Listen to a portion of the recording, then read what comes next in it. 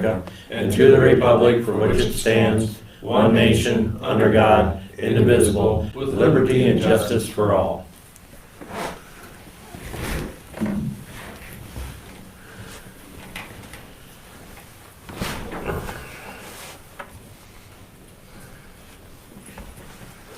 I guess we got 15 minutes before you start. We have some people want to come in, I believe, right now. He's coming, so.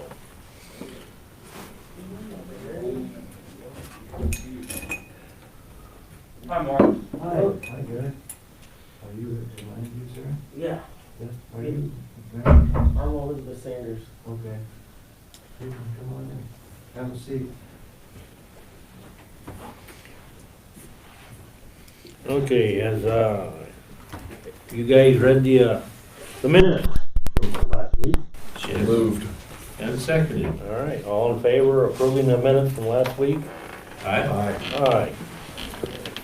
And how about the claims? Any questions? I don't have any questions. Did you, Gary? Hmm. Okay. Do I have a motion? You do. CJ wants in, Who's that? the newspaper. Oh. Should go around probably. There's actually a lock on that. Yeah, There is. Just in Okay, case you got a concealed weapon. we have a motion. Do we have a second then? Okay, all in favor of approving the claim? Aye. here's the fireworks. Firework permit. Oh, okay, yeah. We can jump on that one, or we can, number 5, accept the resignation letter from Tony Farzak. Make a motion that we accept her resignation. Second. All in favor? Aye. Aye. Aye. She also wanted to know like how soon you want her to find a replacement or start advertising. Or does that I would go imagine we should. Right away, because wasn't she gonna stay till until May May something? 15th? Yeah, but she thought that way she's giving you time if you wanna get somebody to follow And her. I think that should be, the committee, the VA committee as well be involved.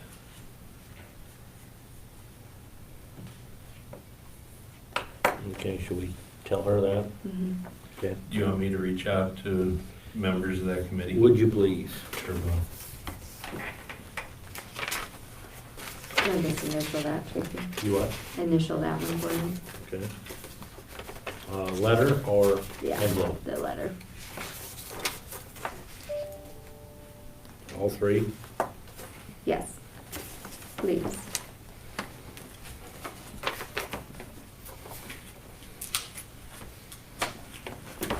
Okay, we'll jump to number 7.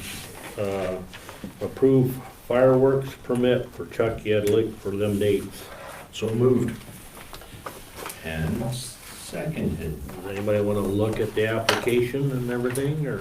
He's had that year after year. Correct, he has. There's a spot So- for you to sign too. There is, Yep. yes, Yep. there is. So on each of those, and then I'll scan them back to him. Okay. All in favor of approving fireworks? Aye. Aye.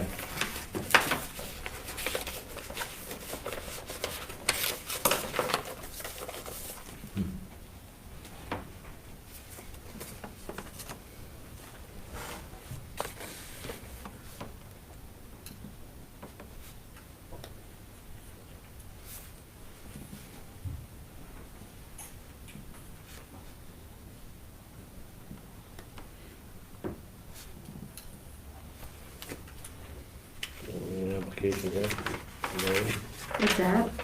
there's more than one application here. Yeah, there's like 1, 2, 3, 4, 5. Okay. Discuss and approve update procedure policy. Procurement, Okay. and that'll that have one to too. be by resolution. That does? Yep, and you have that copy with the resolution on it. And that's the one you give everybody else, right? Yep, they have the actual policy. So that highlighted spot is the main thing that's gonna affect our local departments, but the rest is for more federal money and grants like FEMA and the watershed stuff. Yeah. So. You could explain this to Yep. us. And I know Myron looked it over. I haven't heard anything, comments on him, and I know Bailey looked it over as well. Well, I would make a motion that we approve the updated procurement policy. Do I have a second, Gary? Yeah. Okay. Second. So, by resolution, so Yep. go ahead. Forever aye. Mearshank, aye. Seaman, aye. Yeah, and then sign that one.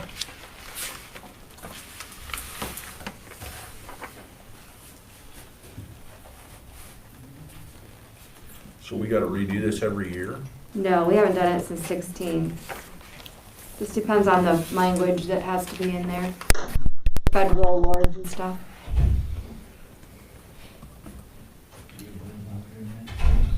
No, I own land, property next to it.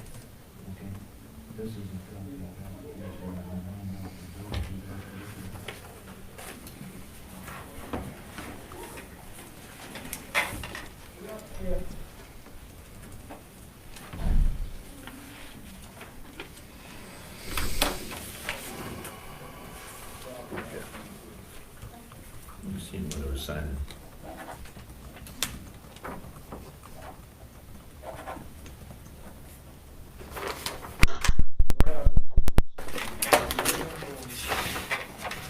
What's this? Was this slid in with that by mistake? Yeah, that was for Okay, that construction permit. okay, okay. We got about 7 minutes to kill here. Any reports? Sorry, no. No reports? No reports. I got meetings this week. Yeah. Mine seem to bunch up. You know, really do. For myself, I got 3 on Thursday. One of them you guys are involved with. But no, last week, we met with our board, discussed HR, and there was an ad started in the paper on Friday. I don't know, evidently it must be going good because we already getting applications, so Which is good. it's a good I thing. think he put it on the website Friday, Thursday, Okay. Friday. Okay. I met with the roadside management. First time they said a supervisor's been involved with them in a long time. I didn't get to sit in too long because I had landfill meeting. I only had about an hour between the two, so I didn't get to finish the roadside management, but got caught up on what there's, some of the things they want to do or try or get done in the county.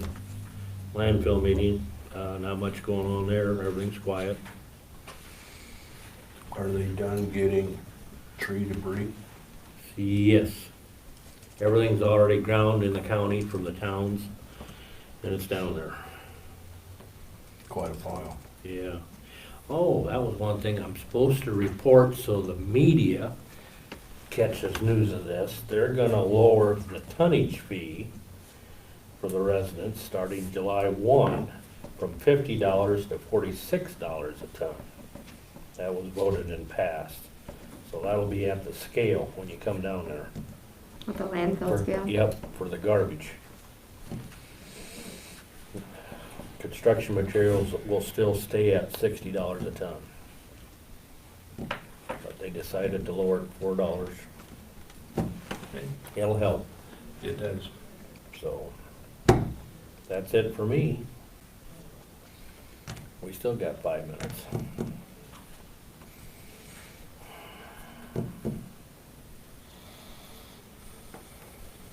I noticed that they got a bunch of tree debris right outside of the doors to their shop. They're using that instead of gravel. You know, this fall when they were bringing that stuff in, and then of course through the winter and all that, it was working really well. I wouldn't have believed it. You know what I mean?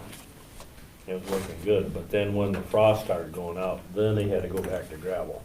Of course, that chips ain't no base underneath it, Mm-hmm. it squeeze right through it. It ain't all bad, you know what I mean?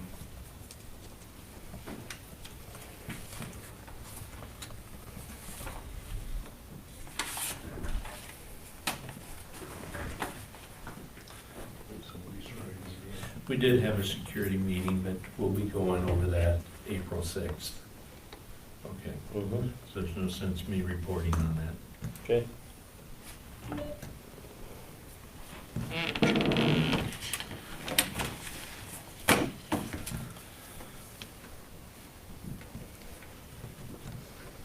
Mark, you can start handling stuff out, I guess. I can pass it out now. Thank you. You're welcome. Thank you.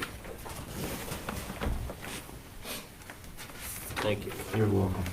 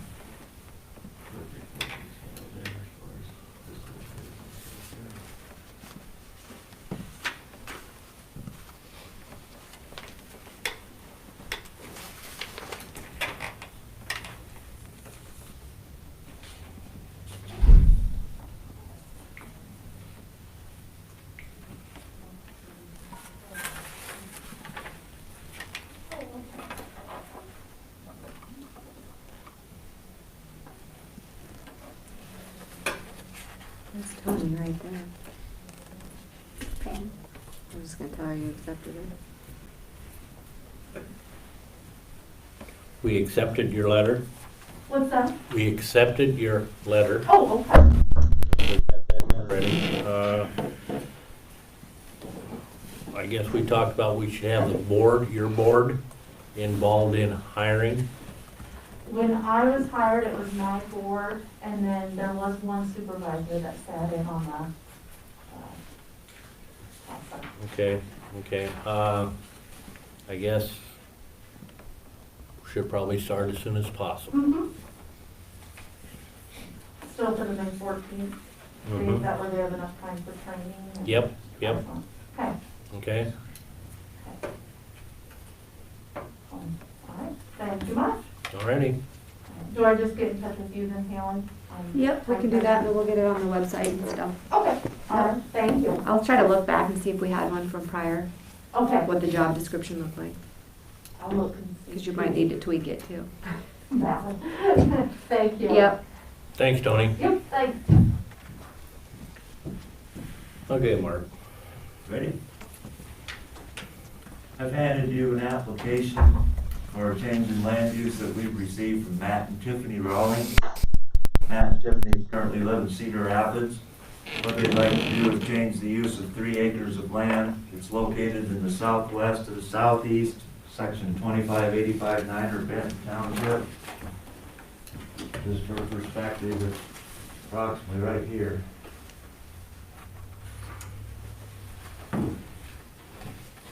They'd like to build a new home on that and an outbuilding in the future.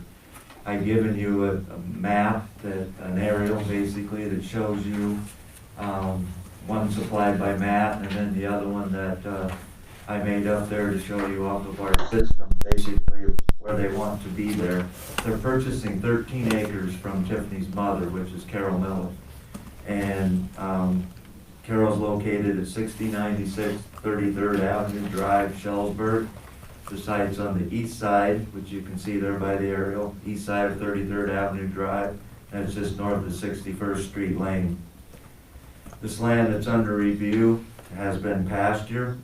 The soil there is a silt loam. There is slope associated with the majority of that, which brings the CSR down. The average is a 50.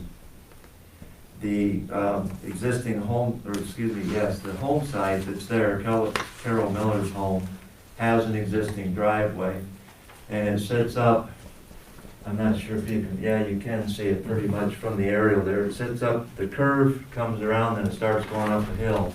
That driveway there does not have adequate site distance, and so it's a non-compliant driveway. And in respect to its non-compliance, it could not be altered or widened, any work done on it. So over a period of time here, considerable back and forth between the Rawlings, myself, Myron, Parizig specifically, it's been worked out basically that a new driveway could be constructed that would be safer, and it's going to come off of that curve, which you can see there where it comes into the property. That curve was reshaped in the process of reworking that road a few years back with the effort of possibly paving that in the future. But that driveway is coming in there, is going to traverse up the hill along the southern border of that property, and then ultimately the non-compliant driveway is going to be removed. And that's going to happen by Benton County likely this summer. That's what has been put into place. Myron's report basically was what I already knew, but I wanted to be sure that you knew it, that that is going to be a new driveway there. Some work has progressed on that already. As a matter of fact, as far as there's that kind of a triangular piece down there, if you see on the aerial. Actually, that map didn't show it really well. The last one shows it better. There's a triangular piece there that cuts through the trees. It's coming right off of this curve, and it goes right up along the property line there, if you can see that. So they cut out the trees, and then it's traversing right up the slope there. It's actually a pretty nice straight driveway in now, but when it gets up to the top of the slope, it's turning to go into Carol's home. She has an under the home, kind of a basement garage situation there. It goes right into hers, and it'll go right into, if you approve Which this. shows it here. Yes, it does show it, that's perfect. And it'll go right on then into where the new house would be, and then ultimately for the future building site. And it does traverse along that south fence there. There is a new septic system plan for this site. Actually, I was there late last fall looking at this with Meany Septic Service. They actually already did a percolation test. Matt Rawling wanted to know that septic system was going to be suitable before they carried on. It was acceptable for a conventional soil absorption system, so I don't anticipate any issues with any of that. There may be a slight adjustment in respect to where it's going to be, because there's been a slight adjustment in where they want to place the home since I was there.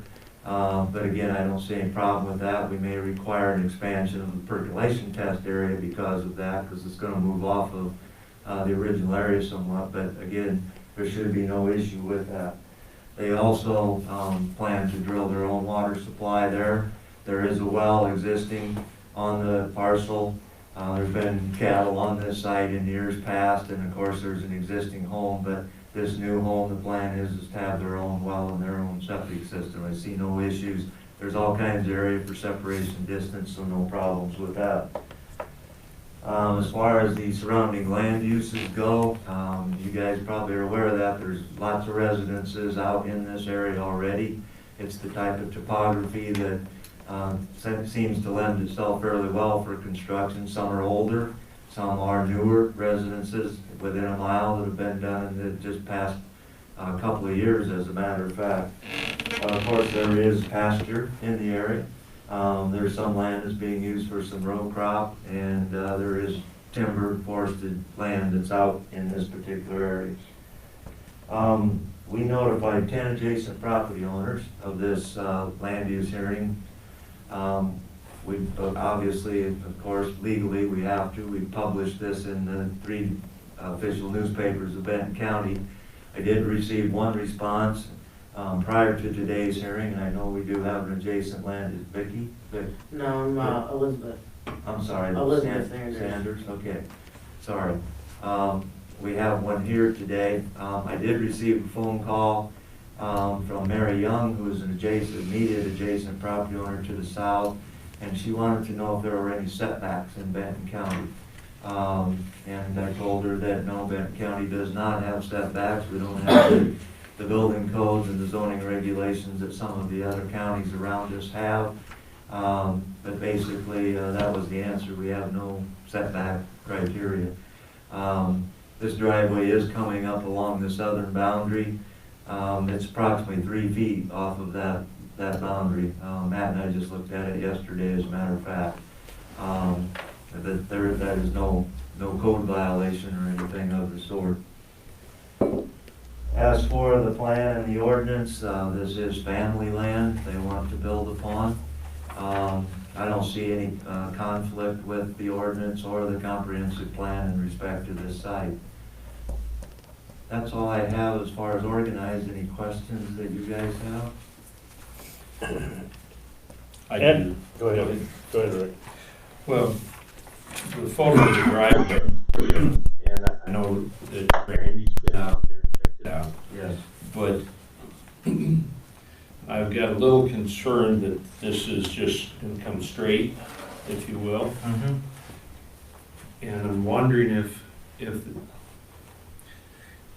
once this is paved or whatever, we're gonna have another scenario like we have over along 150 going into Urbana, where people just tend to come straight off or straight in and not have sort of a curve here where they can pull up and around to look up the hill. My impression of this, Rick, would be is that this is drawn a little straighter than what it actually is. Okay. Matt, that was your impression as well. That when you Has a saw little it, bit It of does curve there have a at the end. yes, curve there. it's got a bit of Okay. a hook, and it's also just up here at the entrance. It's a little bit higher than what it appears right there. Okay. Now, the other thing that maybe should be said right now, and I forgot to mention it, is this curve has a signed curve speed of 35 mile an hour. And when that road is paved, I suspect we're still going to have a posted, and that would be up to the Board of Supervisors, of course. But I would suspect that you'd want to have a posted, regulated speed limit on this road. And that may make some difference. In respect to where this driveway is up here, there's absolutely, it's wicked sight distance, is my term I'll use, but in respect to where that is, I think that's a pretty good trade-off, but yes, and that's a good question. It does not come quite as soon as it appears. Okay, good. And I realize it'd just be basically 2 residences going straight or coming, on or off that curve. So that was kind of the gist of it. Yes. Okay. Compared to John Q. Public. We use the curve, but not the drive. Exactly. Okay. Thank you. Sorry. Fine. My question is on the same place where the driveway is. Does Carol own that little piece there, or does the Gordon or Cody? That triangular piece? Yes. That triangular piece is being purchased by the Rawlings. This piece here. This piece is going with the 13 acres that we're acquiring here, and that's gonna have a layout somewhere that comes around her home. But this piece is being acquired as well, so that is their ownership, no easement required. Okay, but like it says originally, does that Carol own this piece? Yes, she does. Really? Okay. Yes. Okay. Yes, that did not, that became a question in respect to our subdivision ordinance, I noticed early on. If that the way things were falling out, I wanted them to be sure that they had maintained that triangular piece, or because it's in a different 40. Okay. If they split that, so to speak, it was gonna create another split, and then they had all kinds of issues with our subdivision ordinance. So it was easier for them just to keep it as one piece and acquire it all. All right, very good, thank you. Sure. Any other questions about that?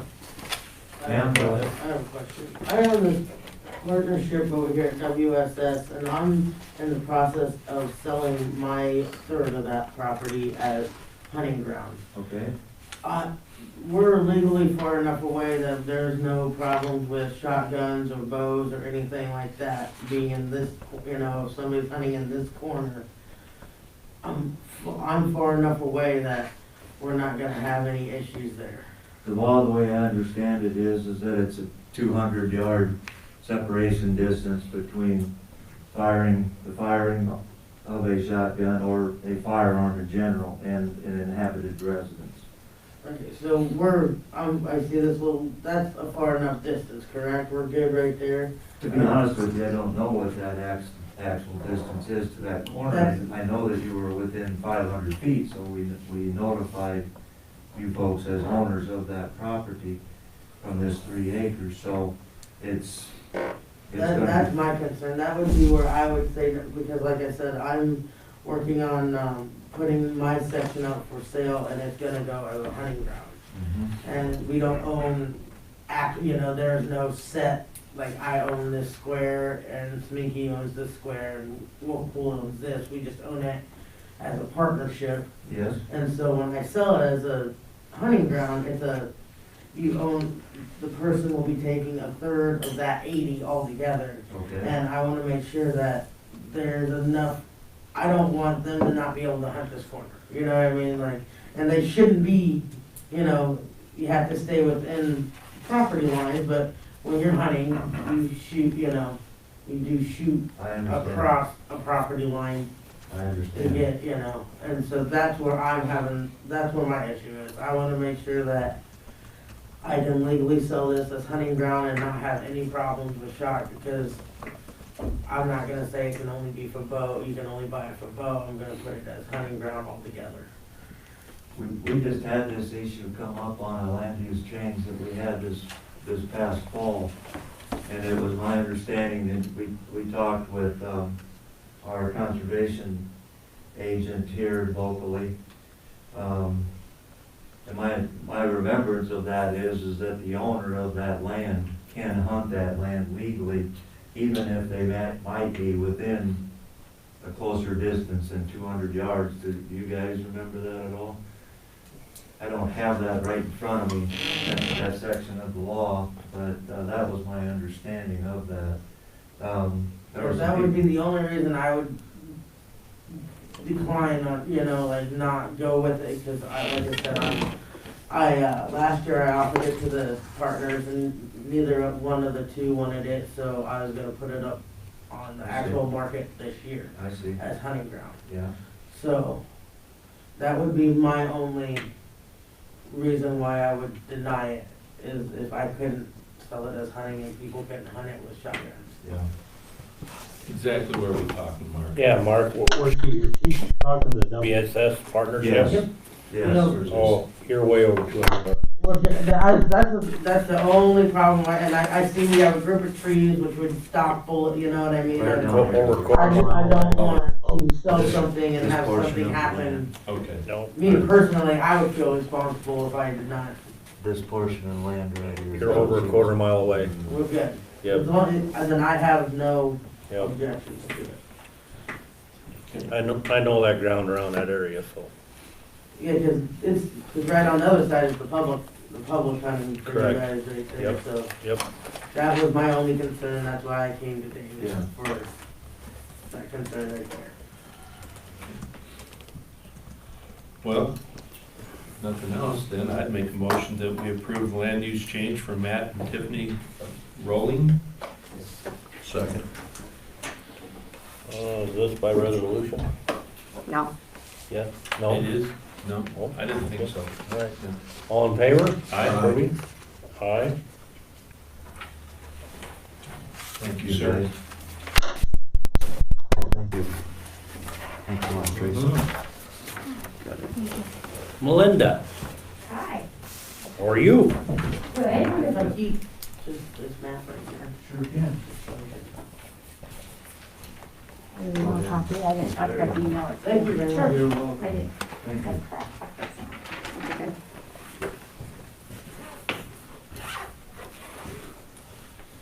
Did you see my email? Yes, Okay. I did. Did you see it, Gary? Did you need a copy of my letter? When we finally reopen, or actually unlock the doors, because you have been open, I would like to change my hours just a little bit. I mean, we're still gonna work the same hours, but just the hours the public can be in, just because you have so much to do. So, I was just letting you guys know that was my plan. I see no problem with it. And I wanted you guys to know, I ran figures yesterday. Yeah, From April 1st of 2019 to March 31st of 2020.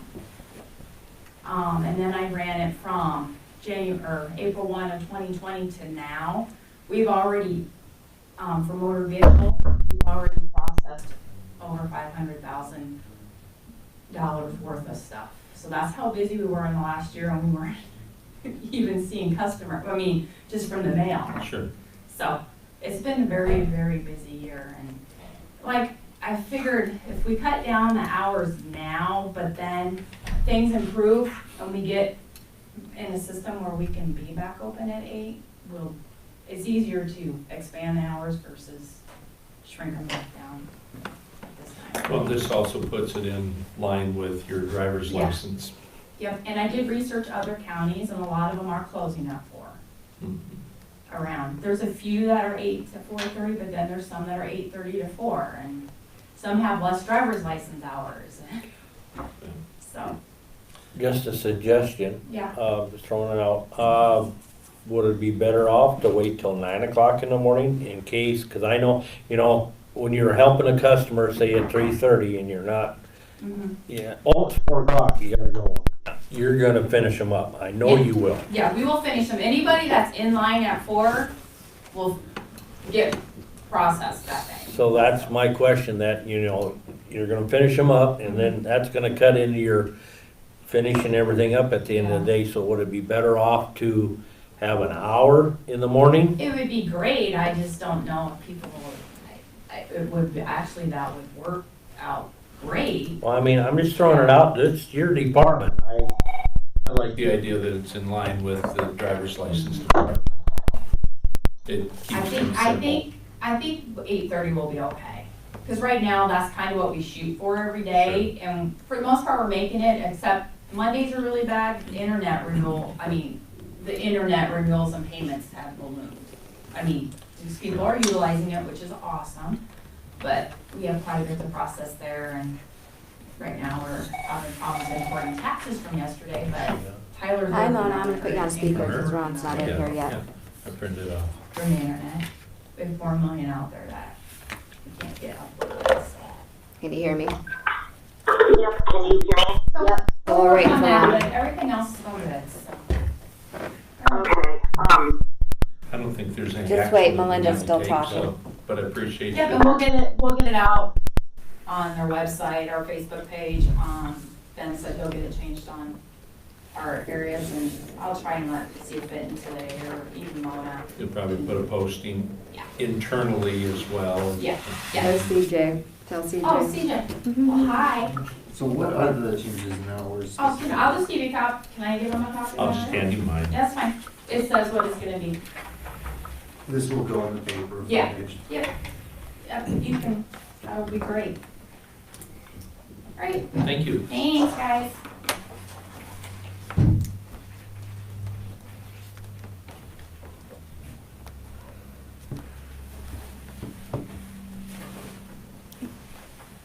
Mona is on the phone. She wanted to comment about the contract with Adriana, but Ron isn't here yet, so. Okay. Yeah, I met him going. Did you? I just texted him, so he never did, so. Because I haven't seen anything on it, honestly. I just sent it to you. Oh, you did? Okay, I did. I just got it and I just sent it to you. alright, I'll watch for it. Let me know when I should be putting my 2 cents in. Okay. I think I hear him. Yep, there, I hear him.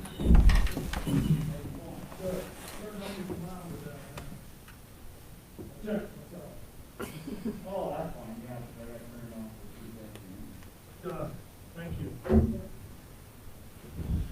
Good morning. That was quick. And I heard your lady. No, I sent you a text and then I heard your voice, so never mind. I don't know if it's gone off yet. Well, I do have it in my pocket. Alright. Fogged up. Yeah. Thank you. Have an employment contract with Adriana Hennings, the manager at Doral Access Hub. For your consideration to look at, it follows for holidays and sick and everything, it follows the union contract. For call-in time, which she does get a little, or for the late client brought in, she gets some, overtime paid after 40 hours. It's kind of standard, and then it's, because they do sign paperwork to get records and things, they may need. There is some stuff in there on confidentiality and, what I'd like to do is bring it to you. The county attorney would like to review it to make sure there's nothing in there that violates Iowa law, and then bring it back next week for a vote if we could. Mona is called in, Cougar, so Okay. if you want to speak up, Mona. Yeah, so what she has in here for pay exceeds not only what is budgeted for this year, but also budget exceeds like by $2 an hour what budgeted for next year. So that's gonna have to change. Like we can't bump her pay up by $3 an hour when the budget's already been finalized. I think there's excess in there. That access is for on-call people, that access is for Lindsay. So I'm not okay with her bumping up that much. And she already has a 3% raise budgeted in for like starting next fiscal year. So if her pay bumps up like that, somebody else will take it. So if she wants to be paid more, then there's no room for on-call staff and there's no room for Lindsay. You and I will look at that.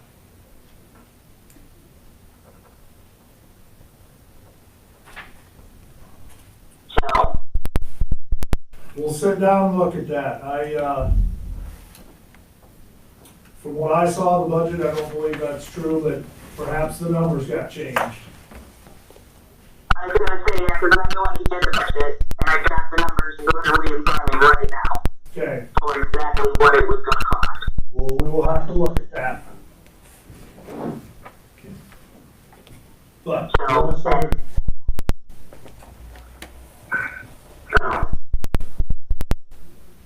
okay? So do we want this back on next week? Yes, please. They need a week to look at it and then give the county attorney time to make sure there's nothing in there that's, Or you and Mona will have to iron this out before it actually goes to the county attorney, correct? he's just looking at, form of the contract. Okay, basically. okay. Not necessarily a dollar amount. Yeah. Because the rest of it follows union contract. Mm. Okay. Well, thank you. Yes, thank you. Appreciate being able to get time to look it over. We gotta have time. Okay.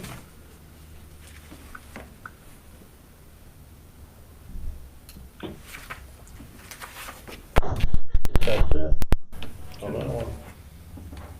It's quick. Thanks for calling in, Mona. Yeah, Bye.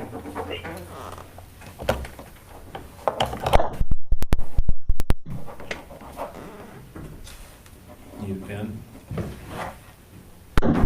She's going around. Who was it? Nancy.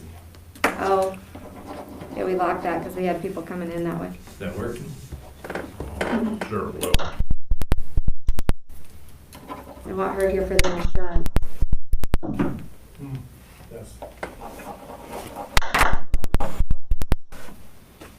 You need a pen? Nope.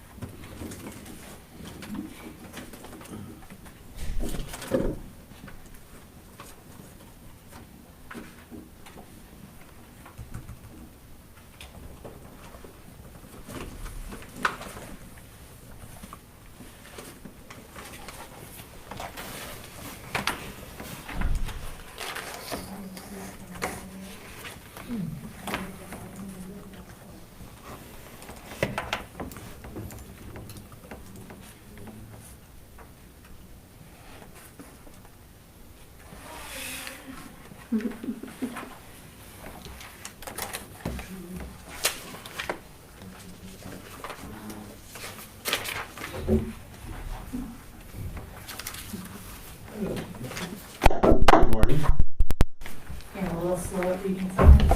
Oh, you can come up here, because she's gonna present over here.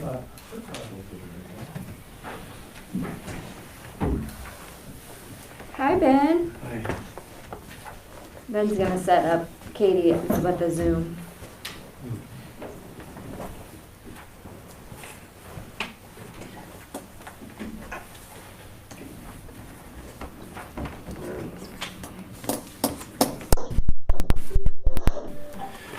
Let's see if Myron's coming, I'll just let him know. If he's coming, I don't see him yet. He's coming now. You know what I mean? You wanna follow along with that? I think Ron won't be okay with that, won't you? Yes. District court judges want us to trust in our county employees. Okay.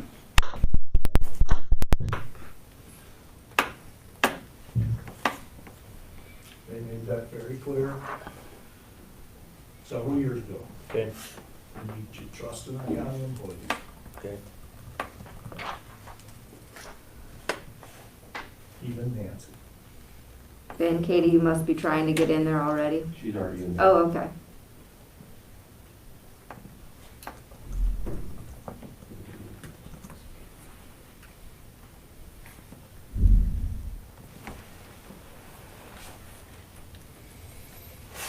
Do you want me to put her up on the screen now or wait?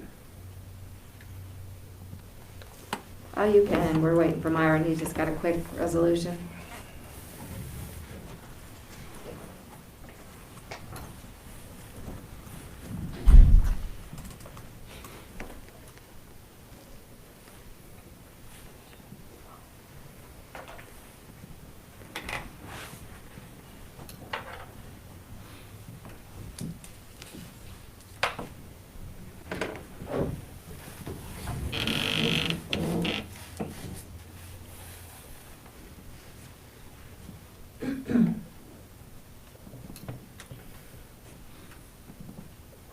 Wouldn't be as fun as standing out on the gravel road this morning, would it? No, How long were you out there? maybe an hour. He couldn't find us. Thought, hey, this gate? Nope. I don't know which one they're at.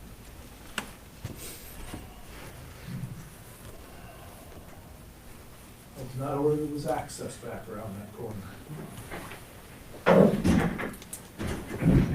They were hauling this morning. Oh, yes. We were at, doing school patrol this morning, Benton Community. They had something come up overnight. That's where I met you coming south when I was coming north. Well, it's made the national news. Uh-oh. Yeah, I did. ESPN, USA Today. Yep, yes it did. For Summit Benton Community. Oh, the comment to the I social missed media. it. I guess I should watch the news. I didn't. Social media post made by a young man that was, Goes to Benton Community Schools. goes to Benton Community.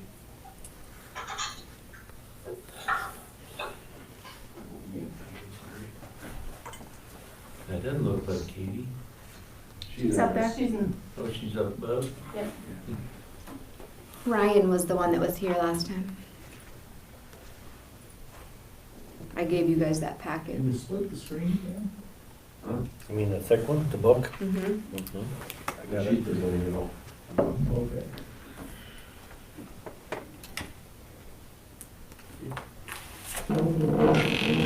Where's mine? There's Myra.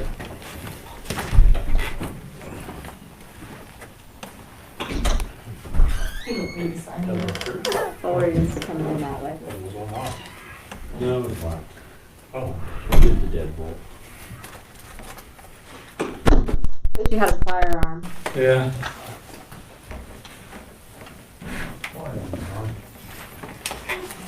I got your resolution.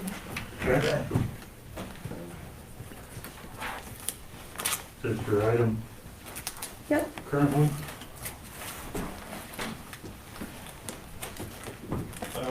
North Norway, couple miles, 75th Street, go east, couple miles, 32nd Avenue Drive. From there, east a mile, south half mile, 75th Street Drive, there's a bridge there, replaced with a box culvert. Resolution, we're gonna wait till July, we wanna start next week, so. Wow. Get her done, eh? Yeah. So we got a resolution to temporarily close that road while that project's under construction. You needed a motion to do that? Okay, you got it. Second. All in favor of closing the road? That resolution? Yes. Primer, aye. Beer shank aye. Seaman, aye.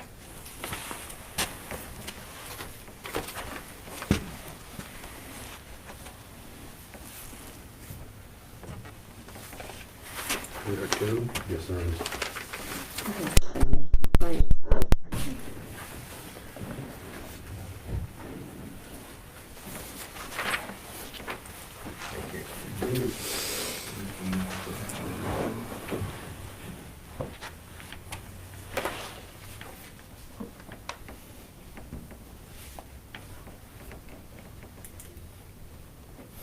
Can you stick around here for the 10:30 deal? I'd rather not, but yes, I will be here. Thank you. I didn't bring my pillow and plan on spending all night, but I, That's Thursday. Thank you, sir. yeah.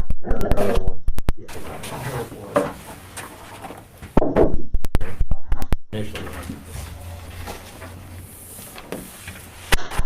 We're working on a question that was asked like 10 times. Is it possible you could come up here to Thursday night's meeting too? I'd rather not, but I'm planning on it, so. Good. Well, then we can come into work late and just stay. Because, you know, the old saying is, you don't show up, you usually get a job, so. Is that what you're gonna do to me next 2 weeks? You'll know when you return. Saying no right now. New shovel sitting outside the courthouse with your name on it for next winter's sidewalk department. Yeah, we'll see about that. Have to start early to get cleared off by 8.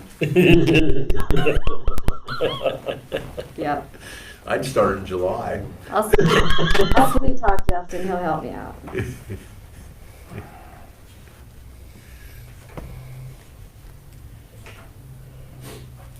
Katie, can you hear us? Okay, she needed, if you guys don't care, I know she said Ryan had to be somewhere else. Okay. We want to start a little early. We can start early. Okay. Should be able to hear you and Okay. be able to hear them.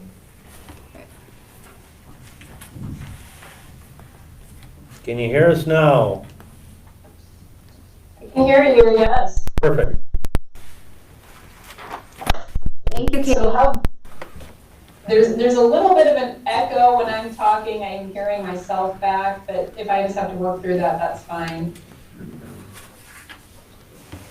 It seems like it's better now, Ben, so that worked. Okay.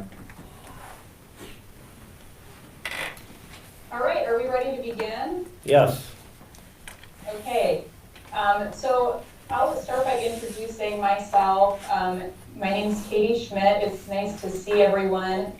I feel socially distanced from you appropriately, and I appreciate your flexibility in doing this virtually today. As I was preparing, I think it actually might even work better because there's some things I can show you that can kind of help us think through all of this. So again, my name is Katie Schmidt. I work for Group Benefit Partners. I started at the beginning of January. Prior to that, I had worked with Benton County at a former agency, working with ISAC. And so as I'm squinting, I think there are some familiar faces out there. It's likely that I've worked with some of the board members before. I certainly have worked with Haley and Nancy and many different Benton County employees. So it's good to be back and working alongside you. And I guess the reason for our meeting today, and Ryan's going to be with us for about the first 10 minutes or so, kind of to review what was discussed in December and help us get caught up to where we are now. So a lot of what we're going to review today was already discussed back in December, but I think what we've found is as we've moved through the past 3 months and been working with Haley and Nancy and starting to enact a few of the changes, we just want to make sure that we're clear on what the board voted on in December in terms of the medical plan. We'd rather, make sure right now that we're all on the same page as opposed to make changes and then have to backtrack and wonder if things were explained as thoroughly as possible. And then in addition, as we've been working with Haley, doing some follow-up from that meeting in December, there have been a couple of things that we've been working through in terms of funding. And then finally, and this is all on the agenda, I believe Haley printed that off for you. We do want to talk a little bit about secure benefits and some concerns. I hate to use the word concerns, but there are some concerns that we have in terms of the claims processing that's happening right now. And then the rest of the agenda, as we look into topic 2 and topic 3, those are real easy things, just a few signatures and some review. And then after we kind of solve everything here, hopefully today, a quick discussion on, based on what we decide, if you think it would be in the best interest for me to come and conduct some employee meetings as we approach July to help communicate to Benton County staff what changes we're making and how those might impact them. So any questions before we start going through the agenda? None here. No? Okay, Ryan, anything you want to add that I didn't cover as I reviewed? No, good morning, everybody. Happy to be here for the next 10 to 15 minutes. I'm gonna let Katie kind of drive this meeting as she's put together the agenda. But I think through follow-up conversations that Katie and I have had with Haley and Nancy, I'm thankful we've had those follow-up conversations because I think there are some items of concern that we need to act on to make sure that your reserve balance at your county is in a financially solvent position at the end of this fiscal year. So, and we'll get into that through this presentation. So I'll let you go ahead, Katie.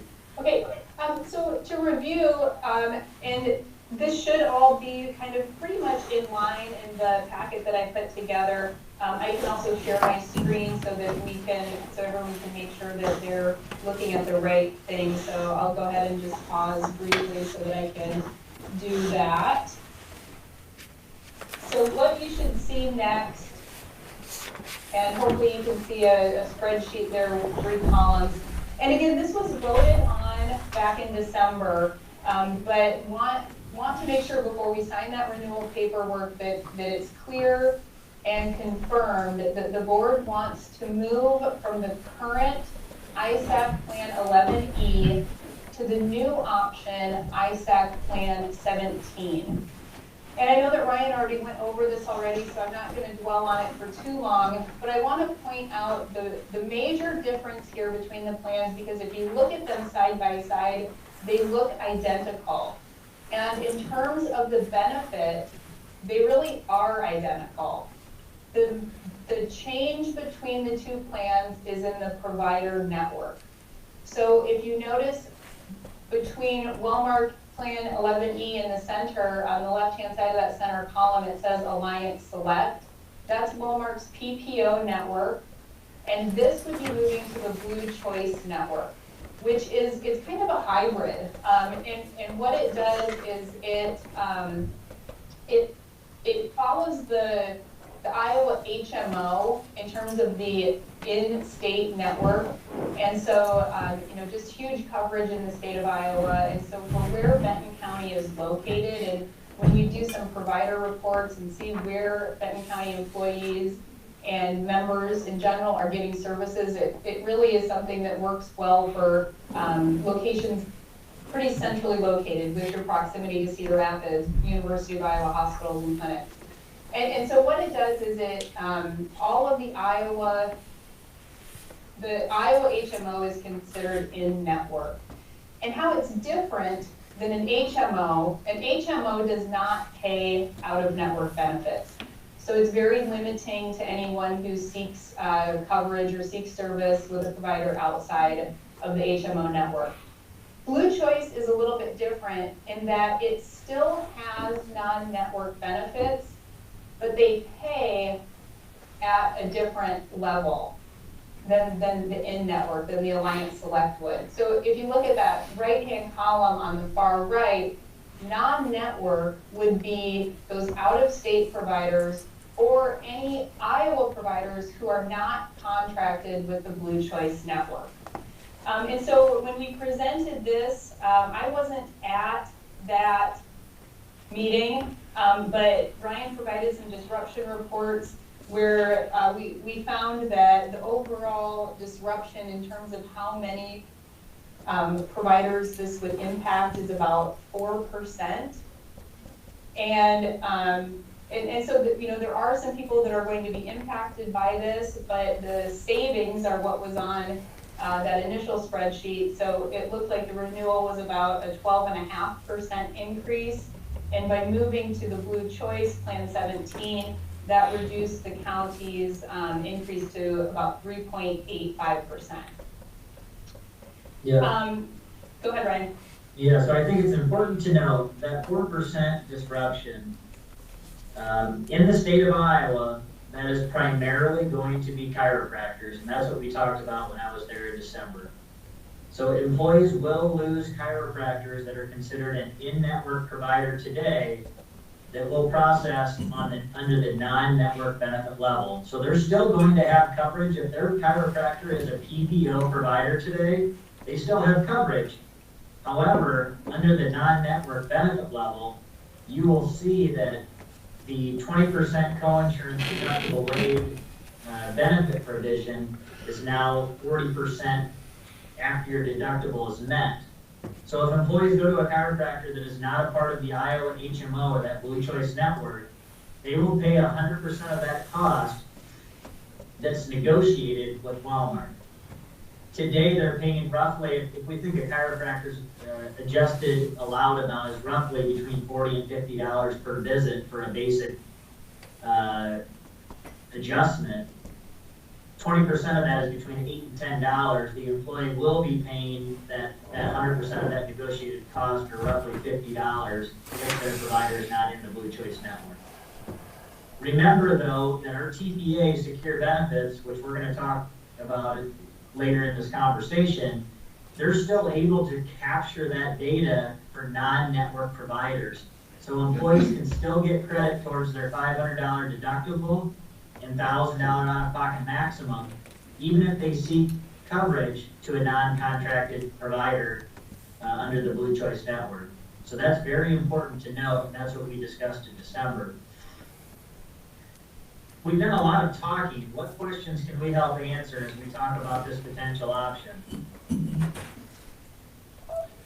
Is there a list with the contractors, excuse me, chiropractors? Is there a Yeah. list of who is or is not part of this Blue Choice system? I can show you here and use a little bit of our technology. So what I pulled up here is the Walmart Find a Provider website. And so this is what any member could do to see if their provider is in network or out of network. But to save us some time, I've already done that. And so what I can show you here is when I search by Blue Choice point of service, that's what the proposed move is. There are 25 chiropractors in this network within 25 miles of Benton. So you can kind of see a map there, and I can scroll through and you probably recognize some of these names. When I do a similar search for the PPO network, there are 91 chiropractors within 25 miles of Benton who participate in the PPO network. So that's why we say that the majority of the disruption is in that chiropractic, in that service area. Because just for comparison's sake, I did another search and I just did internal medicine. And so on the Blue Choice point of service, internal medicine providers, there are 29 within 25 miles. And when I do the same search on the PPO, there are also 29 within 25 miles. And so again, that's where we come to the point that the concern isn't with primary care providers, pediatricians, internal care physicians. What we found is that it is with this chiropractic change. So in July, I presume there's a insurance packet that's gonna go out to all the employees.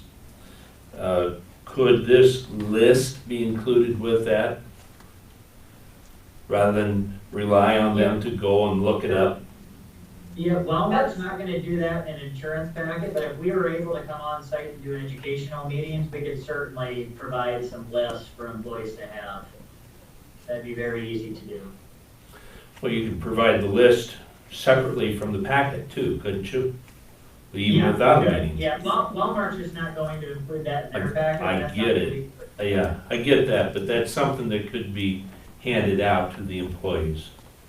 Sure. Yeah, I could Sure. send it over today. I could make 2 packets, one that shows current and one that shows change, and have employees be able to, pre-plan. Sure. So at the end of the once you hit the 500 deductible, if you're seeing this chiropractor that participates in the Blue Choice, then the insurance will start paying? If your chiropractor is a Blue Choice provider, you'll just pay your 20% co-insurance. Deductible will still be waived, just like it is today. So Okay. if your chiropractor is contracted with Blue Choice, members will see no difference. Okay. It's only going to impact members who see a provider that's not contracted with Blue Choice.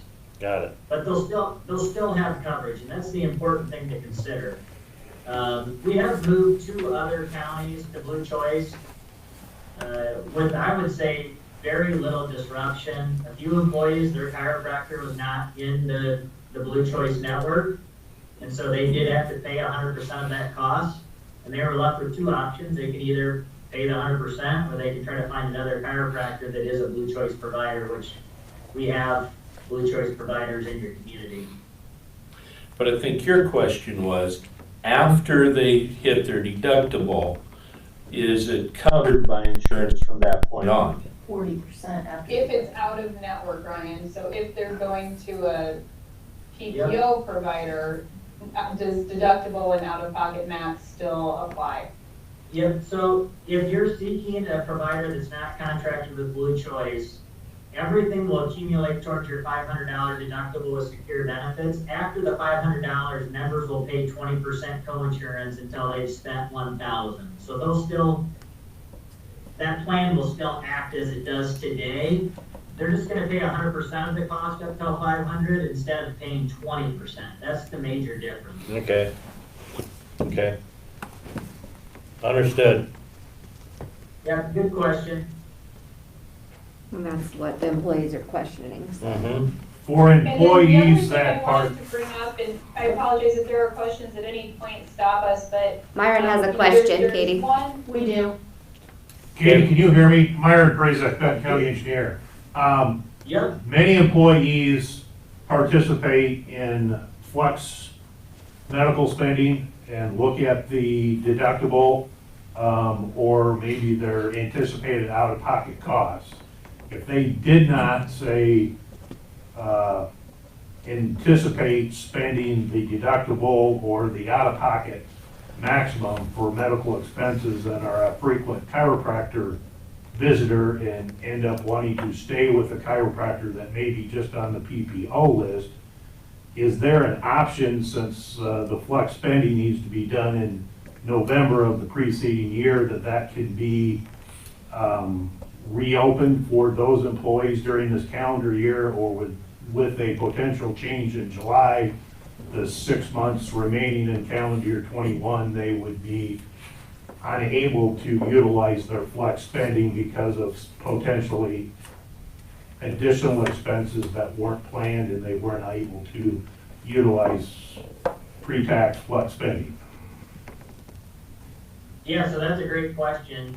Since your flex is on a calendar year, that election would be locked through 2021, and then they would have the opportunity to make that election change for next year, for 2022. So if they were not able to budget for this change, that could impact members that would pay a higher cost at the point of service for those chiropractic visits. So if they anticipated just paying 20% or $8 to $10, and now they're spending $40 or $50, although their deductible of $500 and their out-of-pocket of $1,000 is not changing, they're just gonna get there a little bit quicker if they are seeking care from a non-contracted chiropractor. Can you clarify something for me, please, on the chiropractor? If they are not a part, if they are a non-network provider, on the chart it says your insurance would cover 40% after the deductible. So what's on that proposal is just the health plan that Benton County buys from ISAC. That is not the plan that the employee has from Secure Benefits. The Secure Benefits plan is a $500 deductible, 20% coinsurance to $1,000. Okay. So it gets very messy when we have to show the employer plan versus the employee plan, since they are two different things for every county that participates within ISAC. But that's a good question. It is a $500 deductible, 20% coinsurance to $1,000 for the employee. Okay, thank you. Yep. Any more questions? So this flex, I do have to leave, everybody, but I'll let Katie continue. Have a good day. Thank you. Thank you. So this, that you're referring to, Myron, that's something that is on a calendar year basis, Correct. and that's through November? No, it's for the calendar year, but I think October is when the applications get handed out to the employees Okay. if they're interested in participating. And I believe in early November is when they are due back into back to the auditor's office. And based on what an employee anticipates with their out-of-pocket expenses, whether that's, co-pays, deductibles, or whatever, you have the option of putting that into a flex account, Sure. pre-taxed, that Secure Benefits administers for the county. Secure Benefits doesn't, but Or not, TASC. Yeah. TASC does, yeah. Sure. But, for those that would automatically reach the deductible or the out-of-pocket maximum based on what I'm hearing with, you've got with the Secure Benefits monitoring your self-insurance, so to speak, the end cost would be the same. If you're an employee that might be between, maybe maybe $500 to $1,000 is what you anticipate spending out-of-pocket costs, because it costs you $10 to go to the chiropractor. You're super happy with your chiropractor, short of looking at that comparison list that you're asking for. Maybe that chiropractor does not participate in Blue Choice. Now, instead of spending $10, you're gonna spend $50 each time you go to that visit until you reach that $500 deductible, and then you'll start playing with percentages. But you could have some employees that might be required to spend more money up front or sooner as the year goes on than what they were before, and might be one that may or may not participate in flex. For example, myself, I'm in between the 500 and 1,000. But chiropractor really would be about the only change. But if you're one of those people that utilizes a chiropractic service, maybe you're gonna go from $600 a year out of pocket, paying for certain things, to $1,000 automatically, because your chiropractor visits that have amounted to $75 out of pocket on your end are now gonna be $600 on your end. And Or you're people that don't participate Flex Now may want to start. Sure. But the good news is, this would only affect 6 months of that current flex. It would only, also in that first 4 months of the 6 months, you would get a feel, for the following year. But, Exactly. the question that it could affect some, and I didn't know if they would have an option to alter their flex, and Ryan has answered that question. Sure. That was one of them when I learned of the 2 plan choices and what you guys were considering changing to. And I understand a little bit more about the chiropractors, since I wasn't here that day today, and just what Katie and Ryan have said, that, if your chiropractor is part of Blue Choice, you're not gonna see any difference at all from switching from one plan to the other. It's only gonna be those chiropractors in the area, That are outside of that program. had been under, that were PPO providers, but are not part of Blue Choice package. Okay. And I can give you the exact statistic on that. So we have, Walmart's able to run that report for us, and this was, ran back in December, but we feel that it's, pretty valid data still. So there were 1,035 total providers seen year to date, and of those 1,035, 991 were part of this Blue Choice network. And so that left 44 providers who would have been paid at this other benefit level, which is 4% of overall. If we take all of the Benton County employees, spouses, and dependents, and all of the providers that all of those individuals see, 4% of those providers would be paying at this other non-network benefit level. So, and I know that every person is important, certainly, but just so that we have a big picture in terms of how many people are going to see any type of impact. The other thing that I want to point out as we're discussing this is that it does impact everyone in one particular way. And so I want to make sure that that's clear as well, because not only does it impact every person, but it impacts the paperwork at the auditor's office. And so one of the things that this type of network requires, and I'm going to share my screen again with you quickly, is a primary care physician designation for preventative care only. And so what that means is that when I go and get my annual checkup, my annual physical, I have to see my designated primary care provider in order for that visit to be covered at 100%. And in order to capture that data, we would need the county to help administer this. And again, this is something that we could help with if we went this route and worked with employees at employee meetings.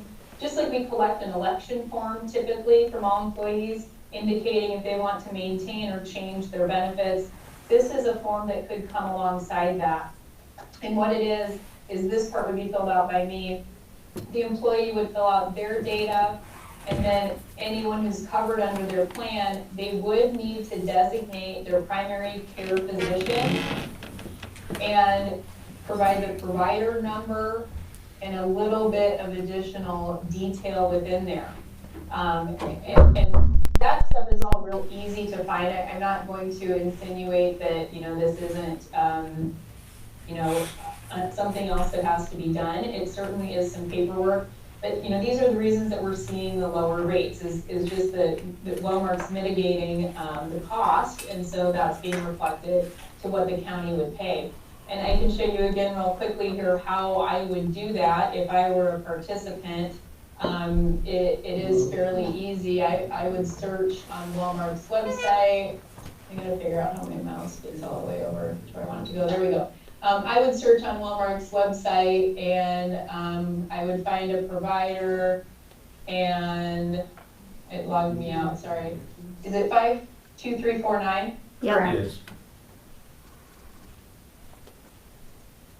So I'm searching, I could enter information from my card, but I'm entering my plan, and then let's say that I could enter my doctor's name, but if I don't have a primary care physician, I can search for one. It's only going to give me results because I typed in Blue Choice, or I typed in the letters from my ID card. It's only going to give me options for providers who are in network. And so I can see there that this provider is in network. And then all I would do is, if Dr. Madsen was my primary care physician, here's my enrollment ID that I would need to put on this form. And so again, I never want there to be unexpected consequences. What happens if we do not receive this from an employee is that Wellmark assigns a primary care physician to the individuals in that family, and it is the individual member's responsibility to notify Wellmark that they need to change that indication in order to have that preventative service be paid at 100%. It is no longer like the olden days of you would need that person to give you a referral to see a specialist. That does not apply anymore either. It truly is just for this preventative care annual screening that needs to be seen at the designated primary care provider. We're hoping this is something that goes away with time, but we haven't seen that yet. We have seen Wellmark drop this in other segment sizes, but currently this is something that will still be required of all enrolled members for every participant that is included as we get paperwork going for July 1st. So I want to be totally transparent in that. As I was reviewing with Ryan, I know he mentioned it, but I think as things sink in, and I reached out to Haley and Nancy and said, how do we want to best do this? It became clear that it was something that we wanted to review and make sure that we understood.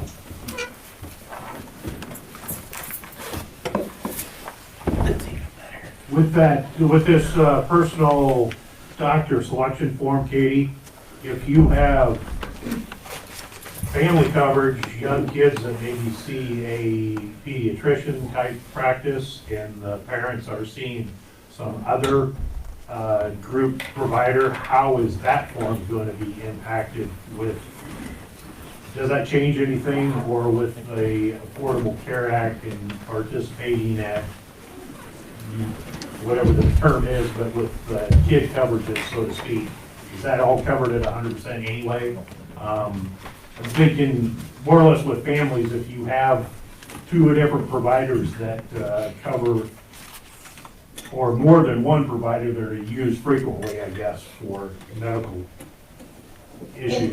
It would just be for that, that preventative service. And so any other appointments that would need to be seen, this designation would not apply. And so it'd be for that once a year well-kids checkup, or for an adult, their annual preventative exam that's covered at 100%. That's all that this would impact. And I'm not sure if I heard all of your questions, so I'm not sure if I answered that. I think you did. I was just along those lines with the annual preventative visits. from a, kind of like from a pediatric standpoint with kids, it might be different than what the parents' position would be for that preventative care. And so since you have potentially two different providers, this form is asking for one as the primary one. Is there an impact potentially with family coverage? So each individual on the plan would have a space to designate their personal doctor. So as an employee, I could have a different provider than my spouse, and each of my children could have a different one as well. Okay. I thought it had to be just one for the whole family, so I misunderstood that case. No, each individual, it could be, but that's the way the family does it. It certainly could be, but each individual has the option to select his or her their own provider.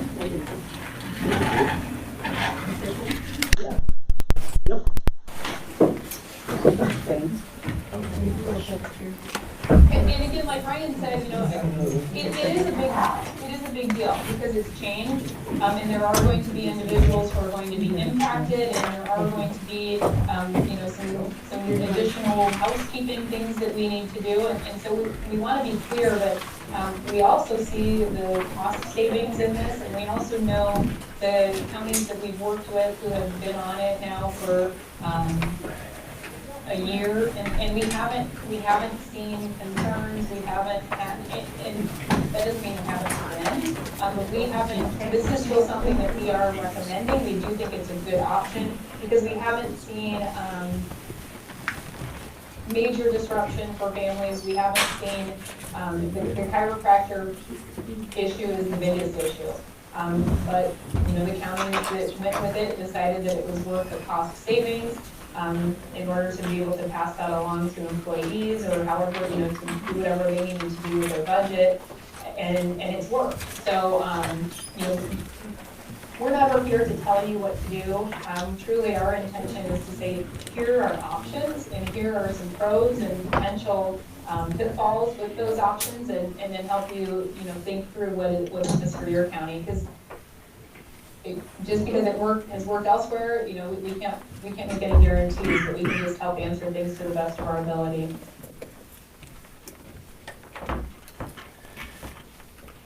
Sir, with this many people, I recommend if we have a mask, we should mask up. Okay, Okay. Or a shield. I got a shield. I got a mask.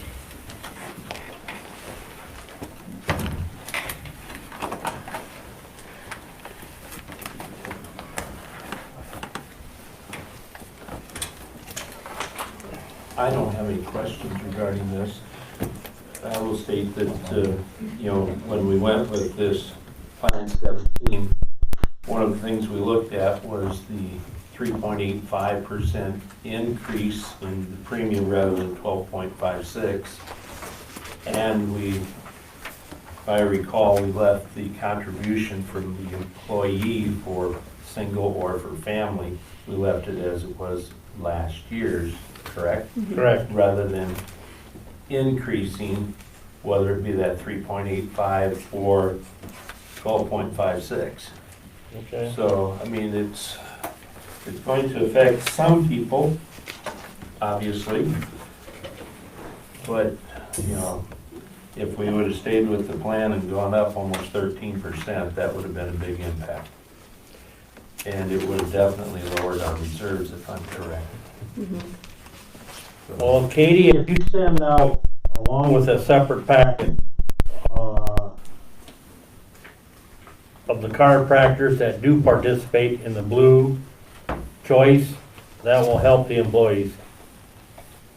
I agree, and like I said, and we can talk about this at the end, I'm more than happy to come and conduct, you know, a few meetings in a day to help explain the changes, to help even bring my computer and help individuals, you know, do some searching and navigate through all of this. We understand that this makes a lot of sense to us because it's what we do every day.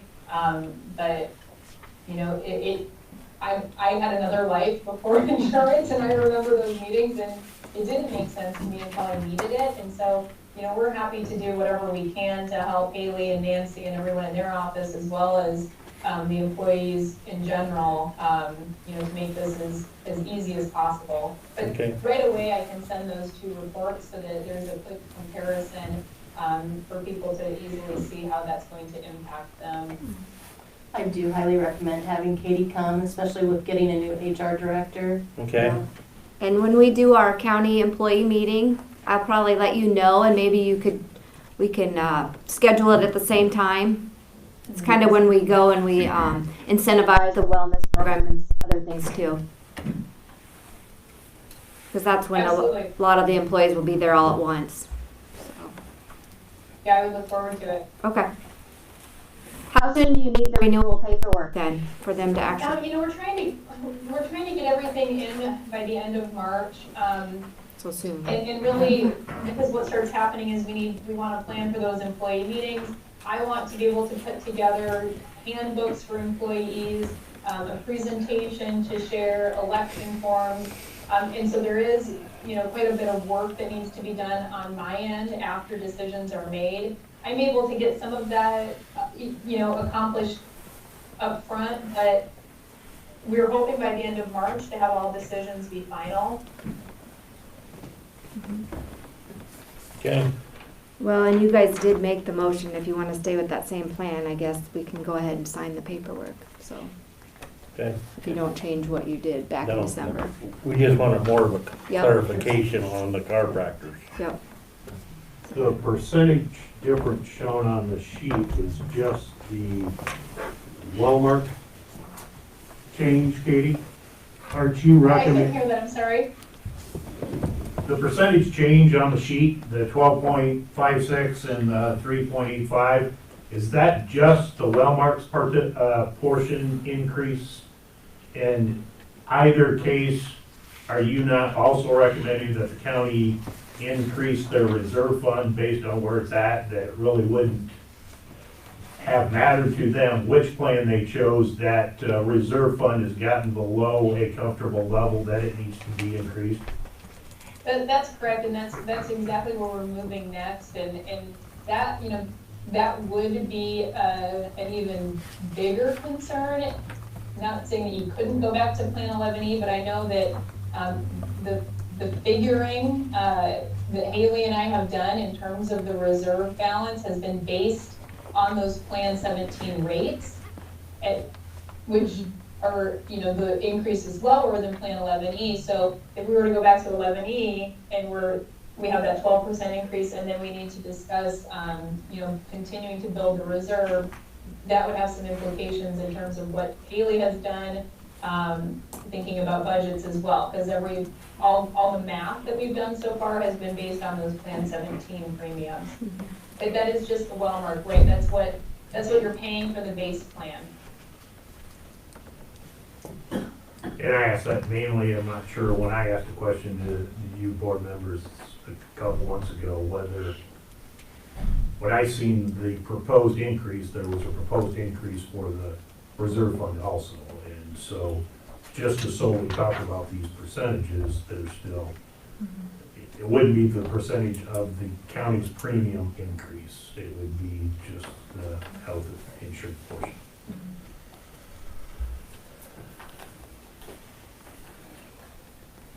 I think we got pretty well all the answers. Yeah. Questions Well, answered. and I appreciate everyone convening again. Like I said, what I didn't want to have happen was July 1st, realize, wow, this has changed some things, and we weren't really aware of those. So, we would rather have these discussions up front and be able to prepare for them by, coming in and working with employees. So I'll come right back to HRA, partial self-fund reserve, but just so you know, all the renewal paperwork is included in those packets. I didn't mark Plan 17 because I didn't want to presume anything, but all I would need back are those two well-marked forms with Plan 17 checked and then signatures. And then the second one is just the Medicare secondary payer, which is a required addendum that Wellmark needs signed off every year. So that's how we would just move forward with Wellmark, and that would allow me to get started on all of the other things. And so I'll move to the next piece in our agenda, and that is exactly what you have noticed, the partial self-fund or the HRA reserve, and I'm gonna share what you should have in your packet so that you can see it. So after Ryan met with you back in December, and I worked with the county with a different agency. I wasn't the boss, I'm still not the boss, but I remember some pieces of our conversations, and I left that agency probably about a year and a half ago, and then after Ryan and his team started their work, it was a good opportunity for me to come join in January. So I'm getting myself back familiar, but to the best of my recollection, just to give a little bit of background, at one point your reserve balance, I think, was quite high. Is that correct? Yeah, last year we had a pretty good one. And I believe at some point there perhaps was some advice given that, we need to bring that down, we need to spend that down. And this is just my perception, is perhaps what happened is throughout the course of spending that down, we may have overspent that down. Because Ryan and I, when I started in January and we started to dive into Benton County with, Haley reaching out and saying, what do we have going on here? How do you recommend that we best move forward? This chart here is our best interpretation, and it's maybe a little generalized, but I think it speaks well to what we've observed is going on. So on the left-hand column, it says renewal, no change. So that is if you proceed in July, moving forward, doing nothing different. We would move to Plan 17. We're still buying down for employees to have the $500, $1,000 plan. Our enrollment is on the left. And our most recent guess of what the reserve balance is based on reports from the county is around $300,000.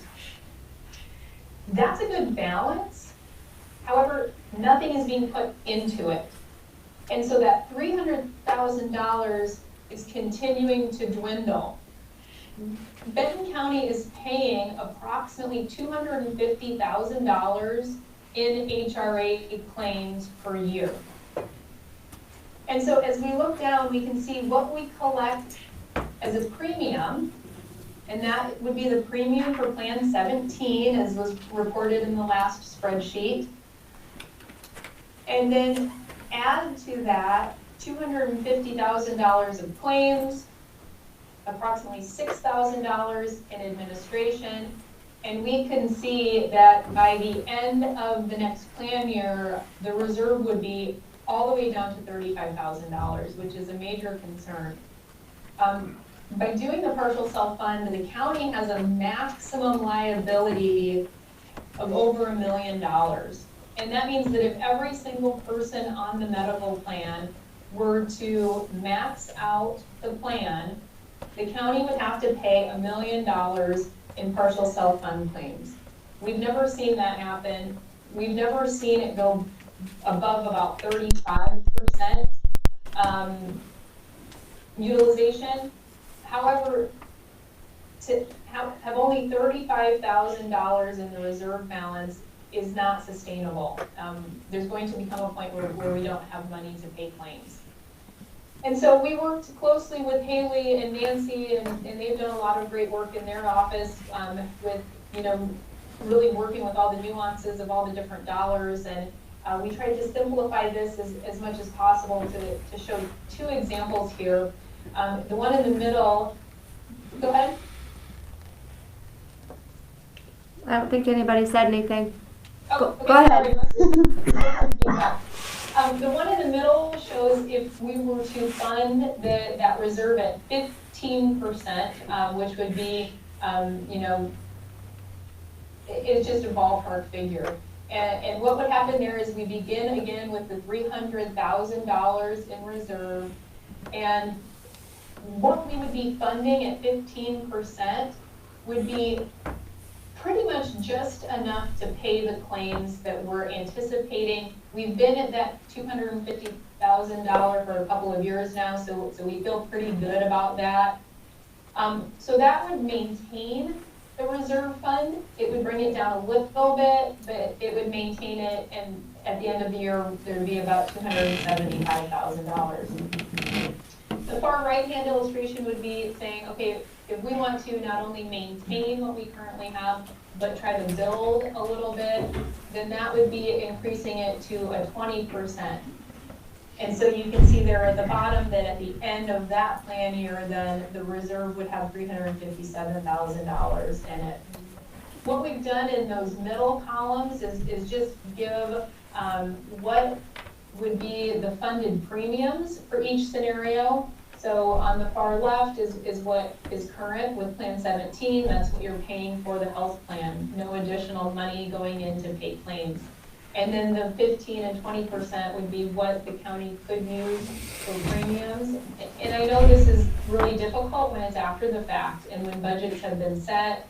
But we don't want to be in a situation next year where we're looking at a balance in the reserve fund that is not able to pay claims. So we certainly wanted to call this to your attention.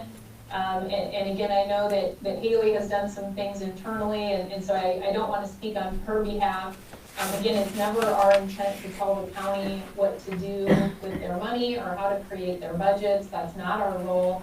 But we do want to be able to speak in terms of what's sustainable for the partial self-fund, and to make sure that we're giving good advice on what we think are some good measures moving forward. Katie, can I ask you a favor?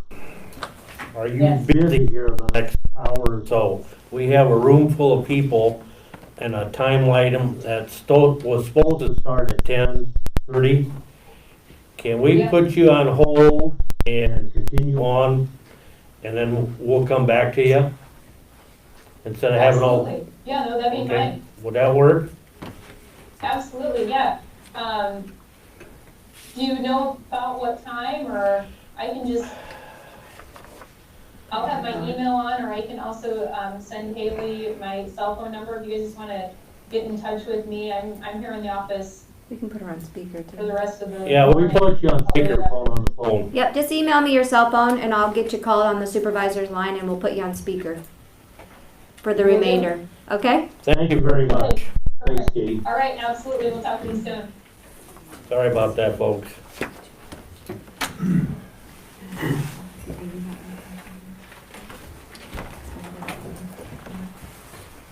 Deb Drayhouse. Okay, I put my mask down. Yeah, we just, are neighbors of the, Hannon Fry, known as Fry property up there, and I just felt, since we didn't get a say prior to the project, we'd like to come up and kind of talk to you about it now. So I've written mine down because I'm not very good about remembering everything I want to say if I don't, so I'm gonna read it to you. And then others here may have other issues they want to share, but it won't take too long, I don't think. So we became aware of this project, meaning my husband and myself, on Monday, March 1st. We were eating lunch and saw 4 semis heading south on 19th Avenue. When we were outside, we could hear the bulldozer running, so we decided to go and investigate about 5 o'clock on Monday. We stopped at the site where there were trucks and semis parked on the road and several people standing around on the road. We asked what was going on, and they told us. I contacted some neighbors to see if they knew about the project. Even the closest neighbor, who lives diagonally across the road to the southwest, was not contacted by conservation prior to the start of the project. I will speak to my main concerns. There were semis on the gravel road going north from the property and south on Monday and Tuesday, March 1st and 2nd. The roads had just started to have a dry lane down the middle. Both sides of the road were still soft. There are 12 homeowners on 19th Avenue, a gravel road that goes north from the site to the Blairstown Blacktop. The gravel road from the dump site, it would have been nice to have been told about the semi-traffic. We were not informed. The Hannon Lake Road, the Iowa Benton Road from Shears Corner, or the Fry property corner, to Blairstown has an additional 12 homes along it. It has a hard surface, but it's narrow, hilly, curvy, and not in the best shape. It is also not easy in all locations to see what is coming from the other direction because of the hills, the curves, and the timber on the adjacent land. The homeowners on this road were also not informed about the semi-traffic. Neither of these roads were intended for this much semi-traffic. Yes, there are garbage trucks regularly to the landfill, and there are farmers and business owners with heavy equipment and semis that use these two roads, but not to this extent. I believe the damage and repair that will be needed after this project is completed will be costly. We've heard as much as $200,000 per mile to replace a road. The Hannon Lake Road has experienced significant deterioration in several spots after 6 days of this project. I wrote this yesterday. I think it was 6 days at that point. Barriers have already been placed on the road to keep drivers off the most dangerous sections. I have taken pictures. I have those in a file here. I can pass them around if you want to see them. It was estimated this project would take a month to a month and a half to complete, which would be approximately another 30 days. So you can multiply the road damage possible by that. The project is estimated to provide up to $120,000 for Benton County Conservation, according to the video I watched from your meeting on February 23rd. The cost of Benton County taxpayers for road replacement could be $1 million, if you figure it from the site to Blairstown. I am also concerned about fire risk. I am aware that this same type of debris caught on fire at the Benton County landfill in December, and it burned for several days. We live close enough to see the smoke, and a neighbor was there and saw the fire. In fact, one of my neighbors said that it started on the weekend, and she was the one who called it in. There are people at the landfill every day except Sunday who will monitor this location that often. And if it does catch on fire, how far will it go? Much of the surrounding property is grass and timber, and a lot of that timber went down as well in the derecho, and it will be very dry throughout this year. A fire could spread very quickly. I understand that they've been assured that by compacting this, it reduces the risk of fire significantly, but it's a reduced risk, not a guaranteed no risk. We understand this project was originally proposed for 6 acres of the county care facility wildlife area east of Benton as well. Nearby property owners met with the county conservation board when they became aware, and that site was abandoned. Most of the news articles and the public notices on this subject were published in the Benton newspapers. Those of us who live in southern Benton County, and literally we are on the Benton, Iowa line, do not get the Benton paper. Personally, we became aware of the project on March 1st when semis rolled by our home on the gravel road known as 19th Avenue.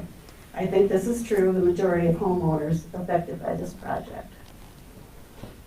So I will share these pictures. I mean, I think all of you have been out there, but there's also a letter in here from another person. Sharon and John Peace live down the Hannon Lake Road and travel the Hannon Lake Road every day. She goes to Cedar Rapids literally every day. So she also wrote a letter because she couldn't be here today because she has physical therapy. But she included a letter, and I included a copy of the statement I just read in here, and the pictures of the current status of the road after 6 days. And I don't know who wants to go next, but at least give them your name and then voice your concerns. No. My name's Paul Stoltz. I'm just a resident of Blairstown. Concerned citizen on what's going on out there. We met yesterday with a lot of different people, conservation, some of the board members here. Our fellow sheriff was out there. And my concern is with the roads. It is terrible what's going on, but also what's going on out there at Hannon Lake. I've heard many concerns of all the trash, the debris. Shelby and I and Tracy was walking around. And what did we find out there, Tracy? A huge, huge filter. Now, how could that filter make it through the system of their wash bays and now end up out there at this site? So it either had to be dropped out there from the people out there working on their machinery, because maybe they had problems with their machinery. It could be that it was from the actual site in Lynn County. But either way, that kind of debris is out there. And it's gonna leach no matter what anybody says. Water runs, it runs. But again, my main concern is all the debris and trash, garbage, I call it pollution, others call it garbage. All you need to do is go out and walk around. You'll be so amazed on what you will see in this ground that you guys are so fighting against what happens in our road ditches and everywhere else. That's really all I got to say is, I just wish you people would have thought this all through, because the $100,000 plus that you made off of this is not gonna compare to the road damage that's being done. So that alone, y'all should have thought about that. Well, I'll go. I'm Robin Brett, and I live right on the main road that's, I watch the trucks, I've seen 8 of them go by this morning. And not only is it a total of 800 loads, they're also turning around and coming back. So you might as well double that. It's going up and down the roads. And the barriers are up there. There's damage on the roads where there isn't barriers up one good side. It bothers me that we weren't communicated to, because it is, Hannah Lake is pretty important to all of us out there. Just as your county parks are important to you up at this end of the county. But I agree with Paul, the amount of pollution. I'm concerned about the spontaneous combustion. The driving of the trucks has, in my opinion, been reckless. Although I will say, after we were out there yesterday, I observed when they were continuing to go down the road that they did slow down to observe the speed limit. My husband and I got basically ran off the road by one of the trucks, and we're just very lucky that we didn't roll our vehicle due to the depth of the ditch and the sides of the road. And the truck was in the middle of the road, which he was told, apparently, someone said that they were told they were supposed to drive in the middle of the road and not be on the sides of the road, which is really foolish when you don't have good view of coming traffic. So I guess that's about all I have to say is it bothers us the way that we weren't communicated to and what it's going to do to our roads and our environment out there. And are these trucks being weighed somewhere? Do we know how heavy they are? I mean, there has to be limits out there on that road too. So that would be, I think a DOT would be really interested seeing that many trucks running down the road and what they scale out at. So it might be something to, really be considered too with this road damage.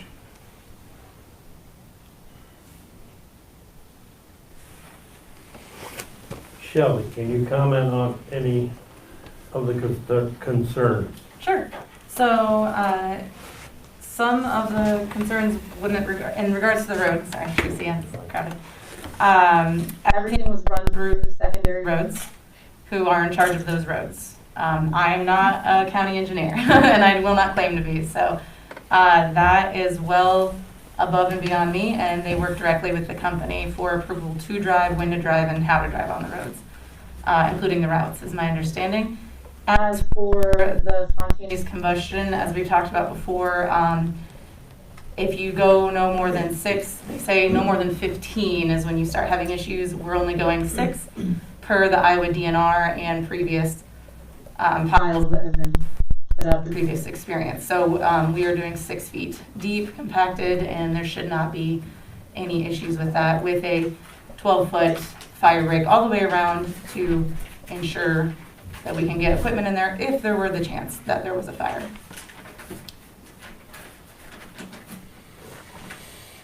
The weight of the trucks, can you give me any information on that? The weight of the trucks from previous hauls out to Eddyville, when they scaled in and out, they're ranging anywhere from 70 to about 80,000 pounds. So it just depends on how wet it is, if there's much dirt mixed in. Obviously, we did find a few things we picked up, yesterday. We took care of that. But that's the majority, whether or not the wood's wet or not. So that's, regards to the weight, that's about the range they've been running. Been stopped by the DOT many times, never once been a concern to them. Does anybody remember the name Iowa Natural Heritage Foundation? Was anybody part of that group that is with the administration and with the conservation? Not, As far as the purchase of that property? Yeah. Nobody currently on staff. Can you enlighten us a little bit about that? Because I believe that was a huge donation from them and another person. I'd like to know more about who all paid money, if it Benton County did, or if that was a generous donation, kind of like what was out east of town here, kind of the same concept? I believe the land was purchased by the Heritage Foundation. Correct. And Benton County paid them back over the course of a few years. there were donations and there were grants also. And the property that these funds would be used for from the mulch would be going back to the Heritage Foundation to pay off another piece of property. Oh, thank you. Right. Where's the money gonna come from to repair the roads? It is my understanding that they're, from my understanding, I don't know if someone else wants to speak up or anything, but is that we have frost boils all the time in our roads, and from what I was told, that road has been awful always. So I'm not sure what secondary has in the budget. I'm not sure if we're already fixing it. I'm not sure what anything will be discussed from here on, so. Well, the road, you're correct, the road has not been great. Right. For a long time. Yeah, And I've I'm heard that for pretty sure years. that 800 loads of mulch isn't gonna improve it. It's going to cause more deterioration. It's not gonna help it any, because it's not in that great of condition. Well, I think that section of road from the landfill on was never developed for that kind of traffic. Where I think from the landfill into the blacktop is a heavier coat anyway, and has been redone in the past since the Hannon Lake Road was. But again, a lot of us, the biggest concern is we're taking in 120,000 max, and it's gonna cost us, the Benton County taxpayers, $1 million to replace the road, and maybe that was in the budget anyway, but I think that's, what if the road hadn't been this in really bad shape? Would 800 semis going both ways not have caused enough damage to still result in taxpayers replacing roads? Yeah, that's why I'm not the county engineer. And I know that, I can't Shelby, answer and those. I realize that you did what you needed to do, and Sure. talking to the supervisors and all of that, and I'm not pointing fingers. No, I'm just saying, I don't think it was thought through very well in my mind that we were taking in $120,000 for $1 million road repair project. If in fact that's what it is, I mean, you know, I don't know, because I tried to call Myron and he didn't call me back, but that's kind of a guesstimate based on what we've heard at about $200,000 per mile, which probably seems like a reasonable estimate, I guess, I don't know. Myron, can you comment on the? Are you Myron?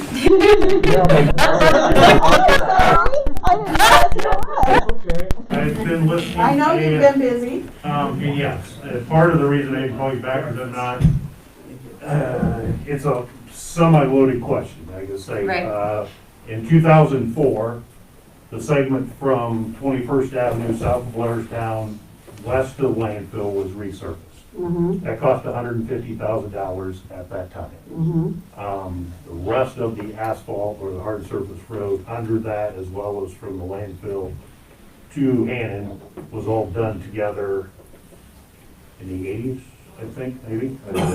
Those that are residents in that area would remember better than I would. I know that we had, the county hadn't done anything to that in the length of time I have worked at Benton County.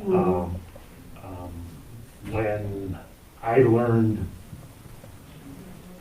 for the most part, days ahead of this, actually two sites being potentially used for the wood chip material from Cedar Rapids, I suggested that pavement would be better than any rock. And I know that, I know somebody mentioned about all of the trucks going down 19th Avenue that first day.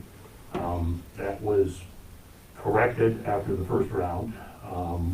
My direction for the trucks was to go down the pavement as far as they could, and use the county line rock road from Hannon to the private property. And if road damage was gonna happen to the rock road, we were gonna have a mile plus versus 3 miles of 19th Avenue. It was anticipated that this work would be going on while the ground was frozen, at which point I don't think there would have been the impact to the roadway as we're seeing with the weather conditions that we're encountering right now.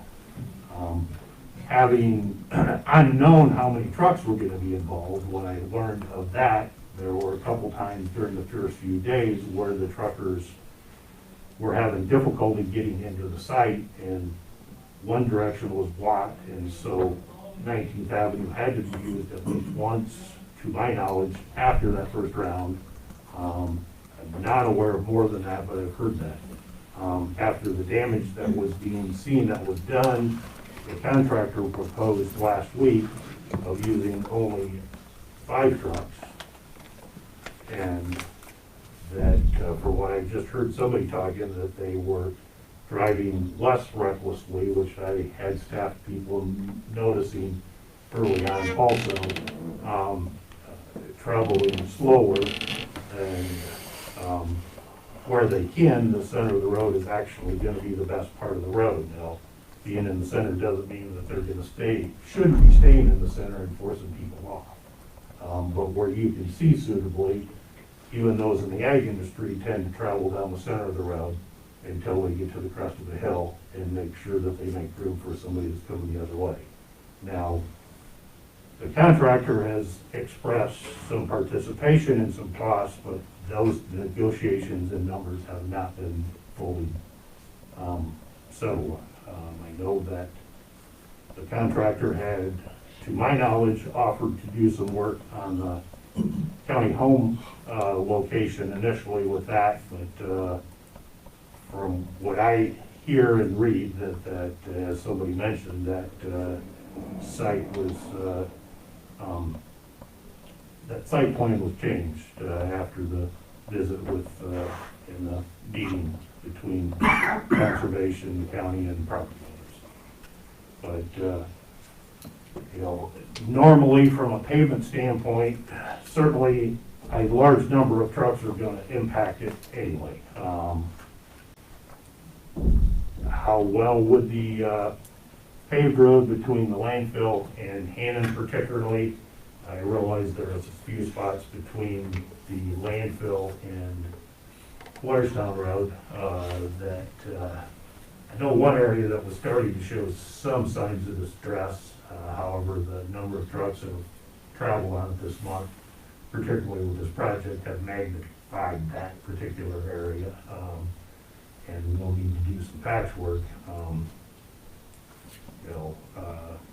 The paved route from the Blairstown Road down to Hannon, if $200,000 or $200,000 a mile would repair it, you're only talking, what, a 2-mile stretch? So instead of $1 million. From where to where? From Blairstown to the lake? From the Blairstown Road, I'm gonna call 21st Avenue. I'm gonna treat from the intersection of 78th Street and 21st Avenue, west a half mile, and then south all the way past the landfill to the Hannon is. 4 miles. That's 3 for sure. We're gonna see. Didn't look at the mileage, so I will stand corrected if I'm not adding the mileage up completely. Wasn't thinking it was 5, is what you mentioned $1 million, and so I was just doing the math, 5 times 200,000, I was gonna back up to about 3.5. And not lessening the impact, just reducing the dollar amount. Well, and I think it's gonna take some work too, because not only has the asphalt deteriorated, the sides of the roads are collapsing. Mm-hmm. You know, it's gonna take some work to repair that. But the biggest concern is, we as the taxpayers are being held accountable for the cost of repairing the road for a project that. And it affects us negatively at the moment, right? All the way around. All the way around. Well, I wouldn't say all the way around. I'm in support of the Benton County Conservation. I love our parks and I want to see our parks continue and to be maintained, and I know it's a tough time for them for finding funding. But I just wish there had been more conversation about this so that we all could feel good about whatever the decision was, instead of, you know, having to live with the semi-traffic, the roads falling apart, the worry about a fire, because we know there was one at the landfill, and we know it burned for several days, and anything else that may occur.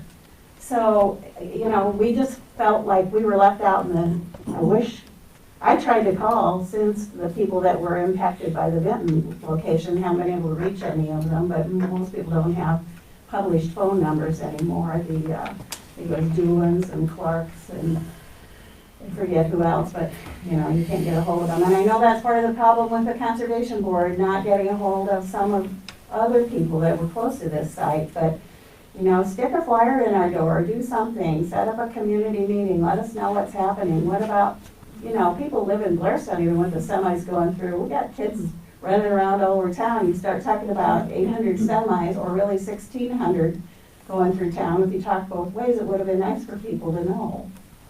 And I realized, somebody said to me yesterday, well, it's your responsibility to read the paper and to read the public notices. Well, the public notices, I think somebody said the agendas are published in the Benton Today on the website, and the minutes are published on the website and in the Benton Today and in the Star Press.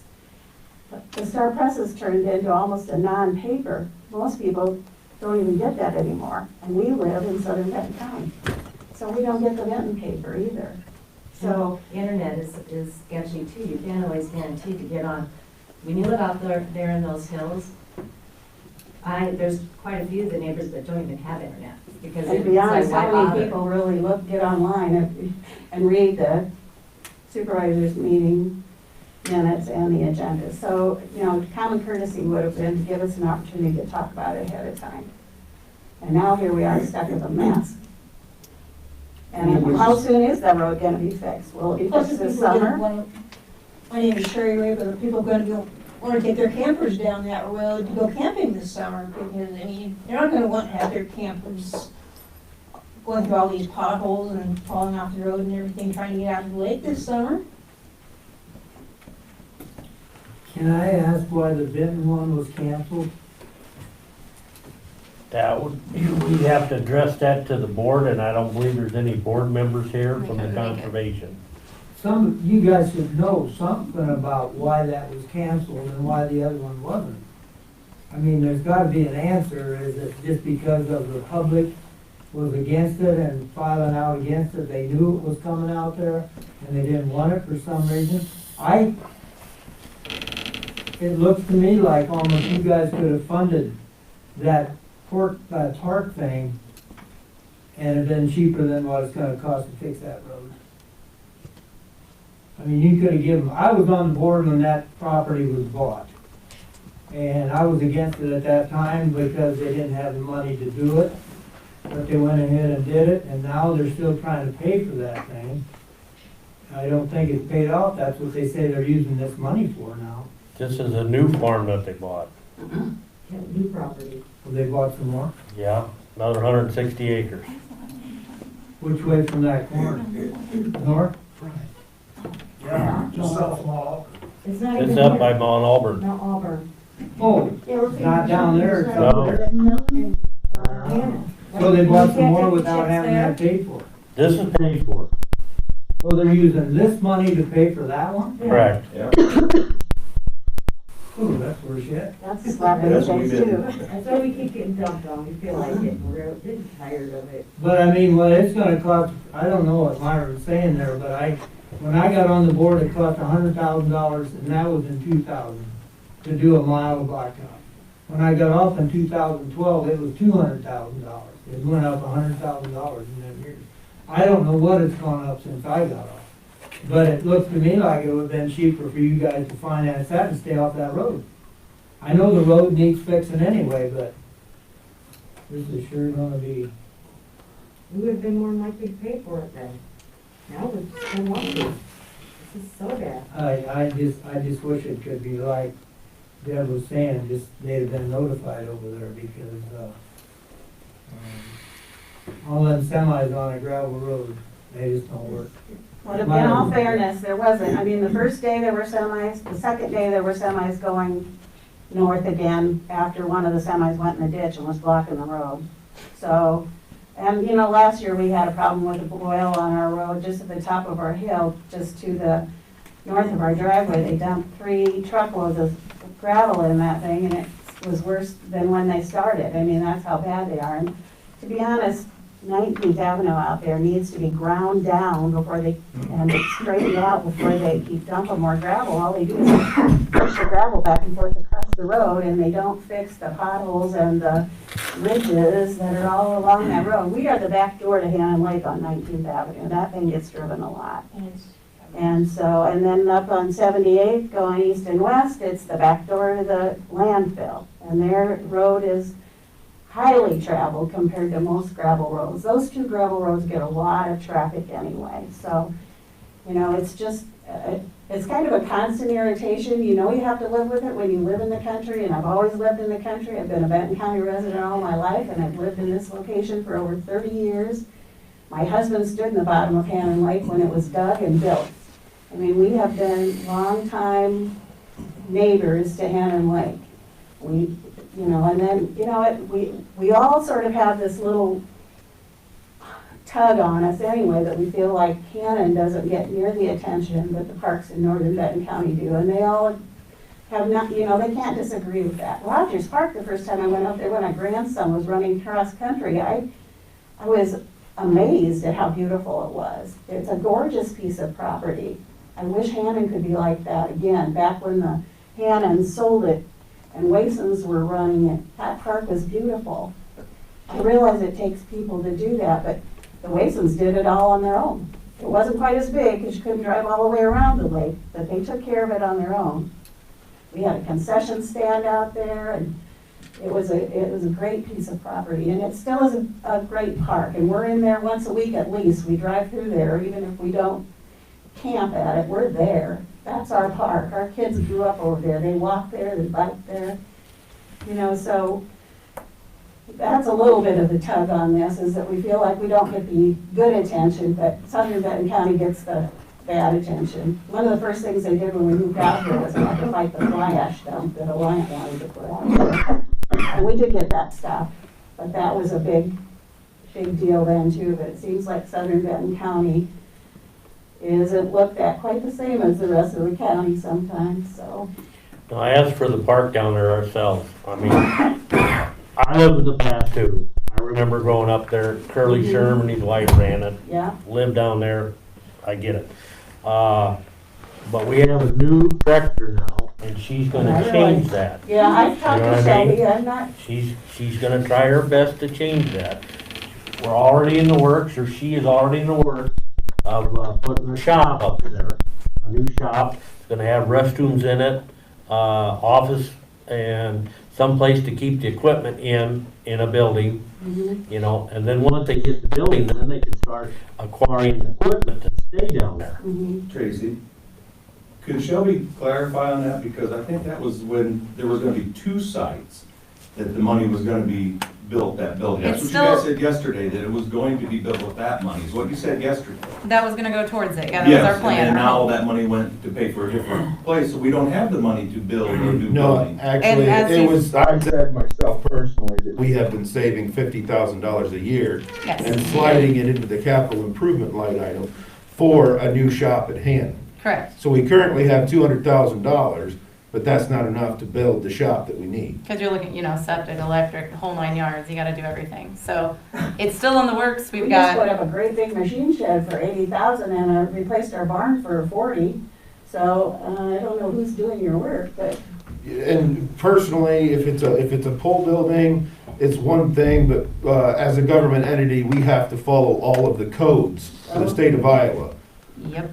yikes. Yeah, like to a T, it's gotta be, you know, done with engineers, architects, whole 9 yards. So, we have drawings actually, we just got them picked up today. It's still in the works, because we need to know exactly how much and a timeline and everything.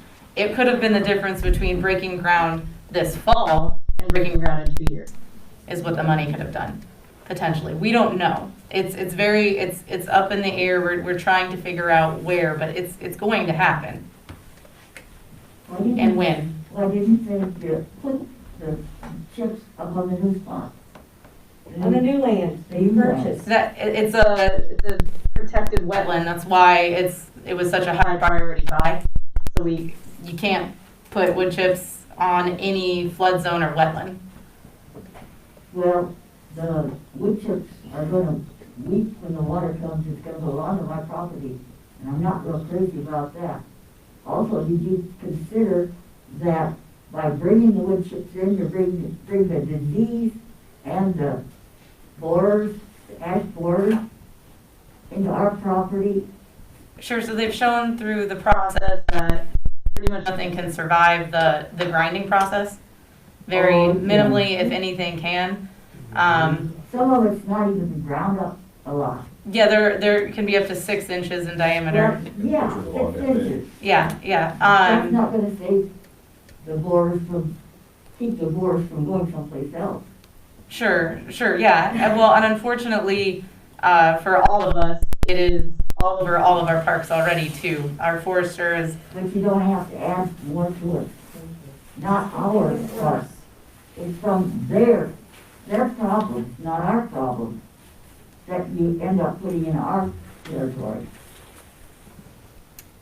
Sure, I don't, unfortunately, I disagree with the mindset based on the Emerald Ash Borer. Well, then why can't you bring wood from another park or another state into our country? What's that? That's the law. You're not supposed to take wood from there and bring it here. Yeah, so the DNR is actually the ones that encouraged parks to take the wood chips from the derecho. What I'm saying is, they don't want you to bring wood from down down south Yeah. to our park, to use to burn in our park for that reason. So why did they bring the wood chips? Because I realize that we have probably as boards. And that's why the DNR allowed it and encouraged the community outreach and reaching out to other parks and cities and counties around Iowa to take stuff, and even Illinois, was because it is everywhere already, and through the grinding process, like I said, most doesn't make it anyway. So that they thought it was a positive outlook for everyone involved. My neighbor has this ash tree that's gorgeous, and they've been feeding it, and they've been doing what they're supposed to do to eradicate or keep the borers away from it. I mean, that's not really fair. So I assume you're saying they're treating that tree with a chemical that when the emerald ash borer lays its eggs, it kills them. Yes, I have personally treated ash trees myself to prevent infestations of emerald ash borer. And there's no way about it. You are going, if you want to keep an ash tree alive, you are going to have to treat it every 2 to 3 years till the end of time. That's the only way to keep those trees alive. So even if there were to be a population of emerald ash borer in these wood chips, they're going to have to keep treating their tree anyway. But you're adding extra, is what I'm saying. Extra roots. You're adding extra diseases, transporting them. What other diseases are we talking about Well, here? we've got oak wilt, we've got Oak decline. right? Yeah, we have all of those in Benton County currently. Yes, but you don't have to Add to build it, add to it. We're not really adding to it if it's already here. If it's here, it's Yes, you here. are, because if you have one borer and you bring 10,000 more in, that's adding to it. I get your point. I get your point. I really do. We're not allowed to do anything that is going to be detrimental to the environment. The Department of Natural Resources and the EPA, they're the ones that say what's safe, what you can do. And we have researched and gotten permission and the permits for this project. Why didn't Lynn County do it? Lynn County is doing a lot more than we are. They've run out of room. Yeah. Lynn County Conservation has actually purchased a lot of acres of land just to put mulch on. We have a lot of piles of burn some of trees. it. We have lots of piles It's a of trees. FEMA thing. Yeah, burning it, I guess, takes like tenfold longer. Okay, Johnny. With the board of supervisors, so then you're okay with this project going on, and you know what the outcome is, the road is being completely destroyed for $100,000+, and you think that is worth it? Let's back the truck up just a Okay, bit. you bet, back it up. Okay. Ron, you spent, what, 12 years on the board, something like that? Okay, and you do understand that the Conservation Commission is its own board, and the only control the supervisors have is with the budget, correct? I understand that. Okay, so any decisions that they make, they pretty well can make and follow But you through with. But you control the purse. That is correct. That Bottom is line. very, very correct. Now, in looking at this, we had all those questions. We met with adjacent property owners out here for near the county home, and to see what was going on.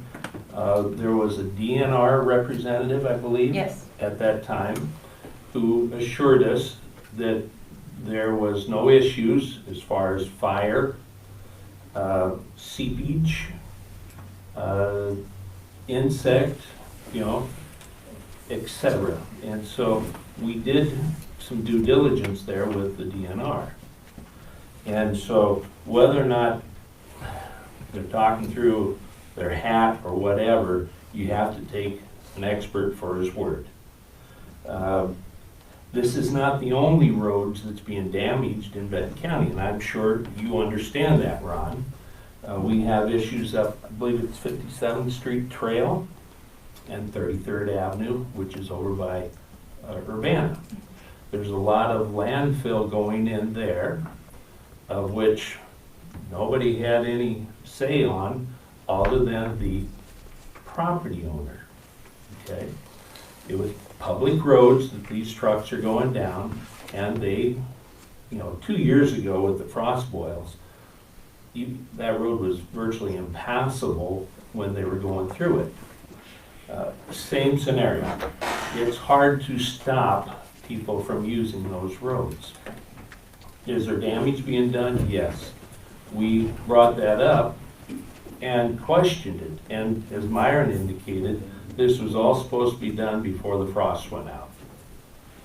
It didn't happen. The frost went out, and I believe they have stopped when it was too wet. Is that correct? Didn't you say you seen 8 of them today? There it goes. This morning, so they're running today in the rain. Yeah, and today's rain, Yeah. What little we've had, is enough to soak you and I, but not enough to really do a lot of soaking in and damaging the road. A 1/4 inch of rain isn't gonna, mess the roads up tremendously. We're still wet out there. I Well, mean, have you been out to Hannah Lake I was area? saying, people need to Well, go I out can't there. even walk in my backyard because it's like walking through the swamplands. Yep. It's really wet out there, yeah. But- So, yes, it didn't rain that much today, Correct. but it's wet in that area. One thing you said, Rick, that you guys and everybody met with all the property owners out there before that happened. Why didn't you meet with those guys down there? Okay, part of the complaining, if you will, and justifully, rightfully so, out here, they just started in. They did not contact the adjacent property owners. That, we were very adamant as a board that the adjacent property owners would be contacted before anything would go on down there. We were assured that the adjacent property owners were contacted. All but one. All but one, okay. All but And I one. am the closest to that. I'm Yes. Susan Schultzier, and I was never contacted. She was the one I was talking about. The only way I knew about it was because Gary stopped out one day and said, what's going to be happening. Mhm. So I had no knowledge of it, and I'm the one that's closest. Yeah, you were the one exception, then they had told us there was one that they couldn't get a hold of. Obviously, you're that person, Okay. so. But there's more to it than just being adjacent. I mean, we are all on the route, not all of us, Totally but, you know, on the route Right. that's being used. So our land is from property line to property line, is probably 6/10 of a mile, maybe 8/10 of a mile from driveway to driveway. But we drive that road, we get groceries in Marengo, we go to the doctor at the Marengo Hospital at the clinic down there. So we are on that road, we're using that road. So again, like I said, I don't know what the requirements were for notifying property owners, but, you know, the people on the Hannah Lake Road and on our road, I think, at least within a mile. But it seems to me the route that's impacted by people that live on that road should have been notified. You know, and we reached out to county sanitarian, Mark Greenlee. We asked, you know, is this a land use change? You know, what needs to be done here? It's not a land use change. Yeah, I understand that, and it's it's public property, it's owned, and I guess it, you know, unfortunately, it's your right to do that. I still don't necessarily agree with the project itself. I support conservation, but I don't support this project. And I just think, again, the damage to the roads between what we already get for the park traffic and the landfill traffic, and now 1,600 trips with semis is a little much to swallow. And, So, and now, the second part of that is, okay, so this was supposed to be done while the frost was still in the ground, so are we done? Yeah. Well, not only was it to be when the frost was in the ground, and we knew the frost wasn't gonna stay in there forever. It was then supposed to be done when it was dry enough to proceed. And I get that, so I And guess so- you know, it makes me wonder why the contract wasn't written such that it included all of those stipulations. Why did it not say that? Did the county attorney review this? Did he say, you know, this all should be done one way or the other? I mean, I don't know now that what ground do we have to say we'd like to see this stop, but if in fact it was said that it would be done when the frost was in the ground, I don't think there's much frost left in the ground. Well, and again, I indicated that when conditions allowed for it, starting out with frost in the ground, and then after that, with conditions allowing, you know, We had the quarter inch snow, rain and then isn't we had gonna the stop rain, it. right. Sue, are they still using your driveway? They're not coming, no, they can, now they don't have to back up Okay. in front of our house. They are using, they can go into the site, and the driveway is good, their driveway is good enough to go in and turn around. And the other issue too, you know, like, it got shut down east of town. That there should have told all of you, in the sense of who, you know, who's in charge. Maybe we should rethink this, maybe we should get a great big, you know, like Gary, you should have let us know at a city hall meeting, you know, let us know somehow, you know, because we had no idea.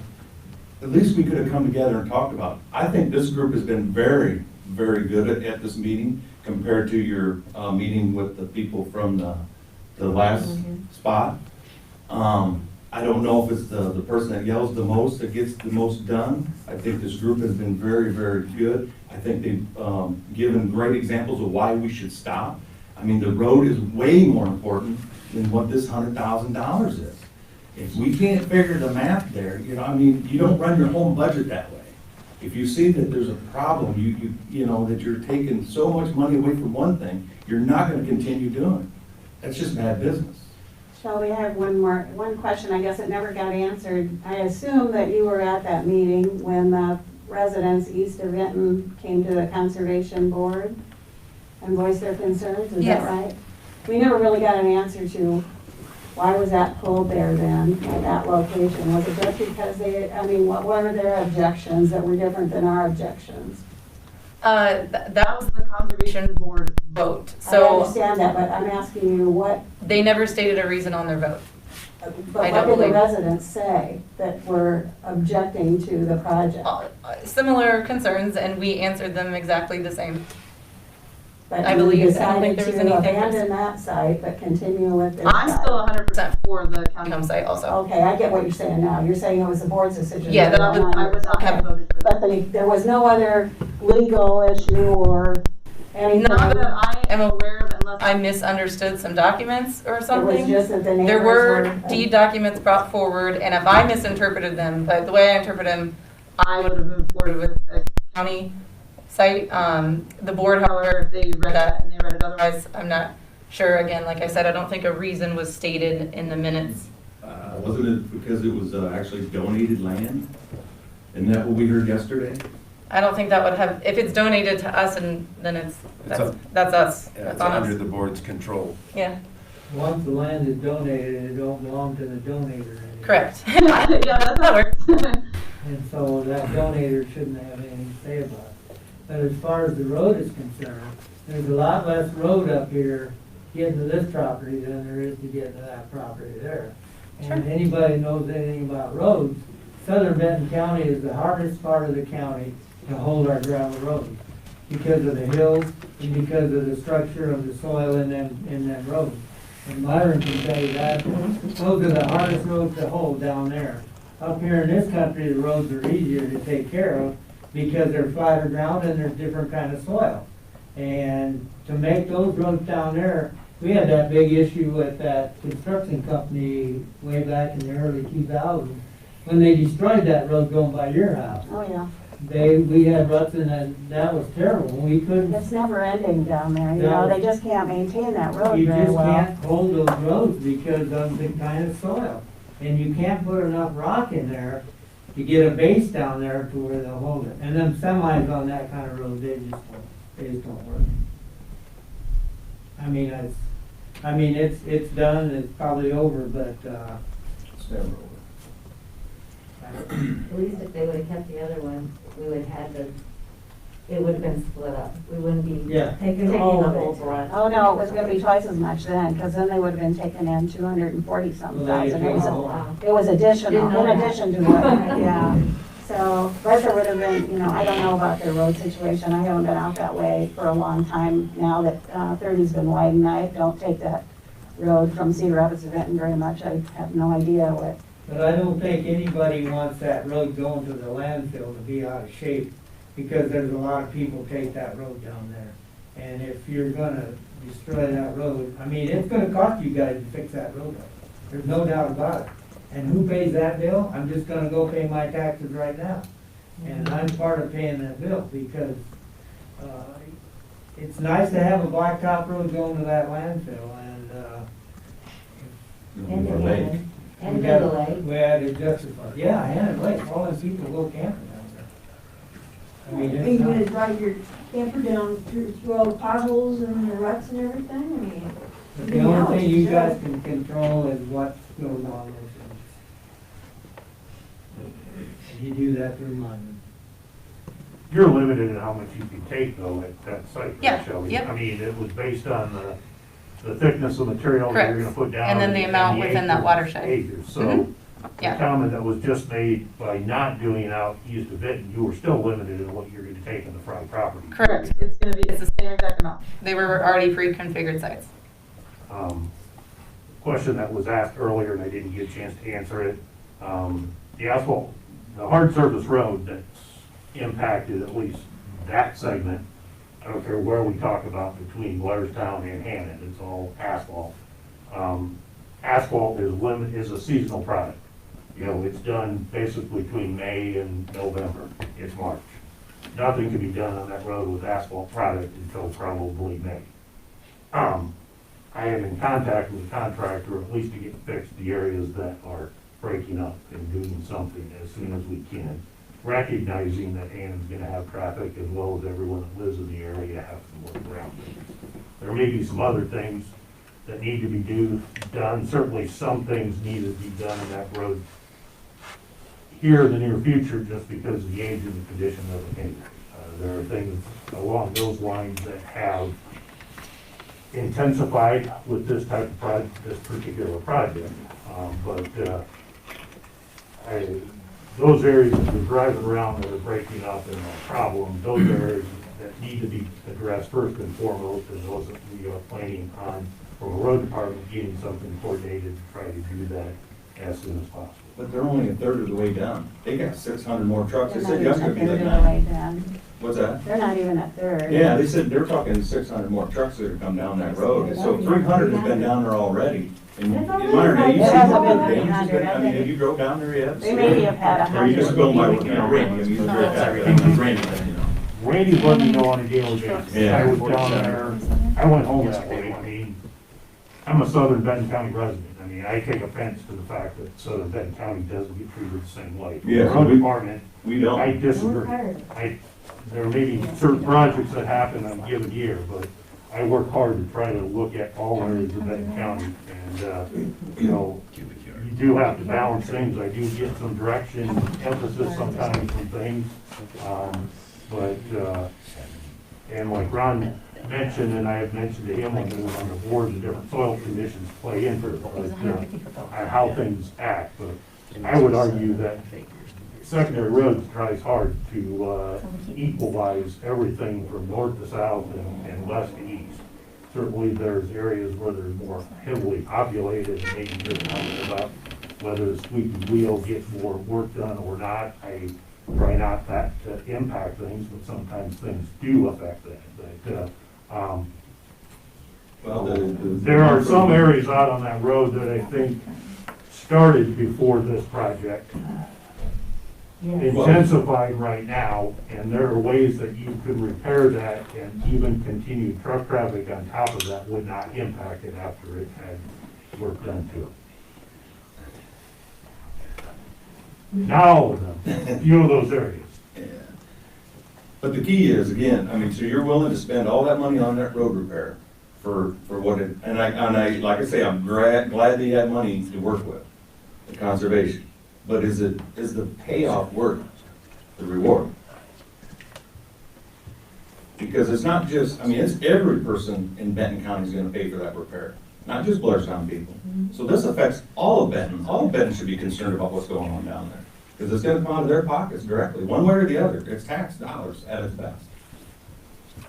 So again, you're saying you think it's a fair trade to make 100, but to spend, well, or 800,000.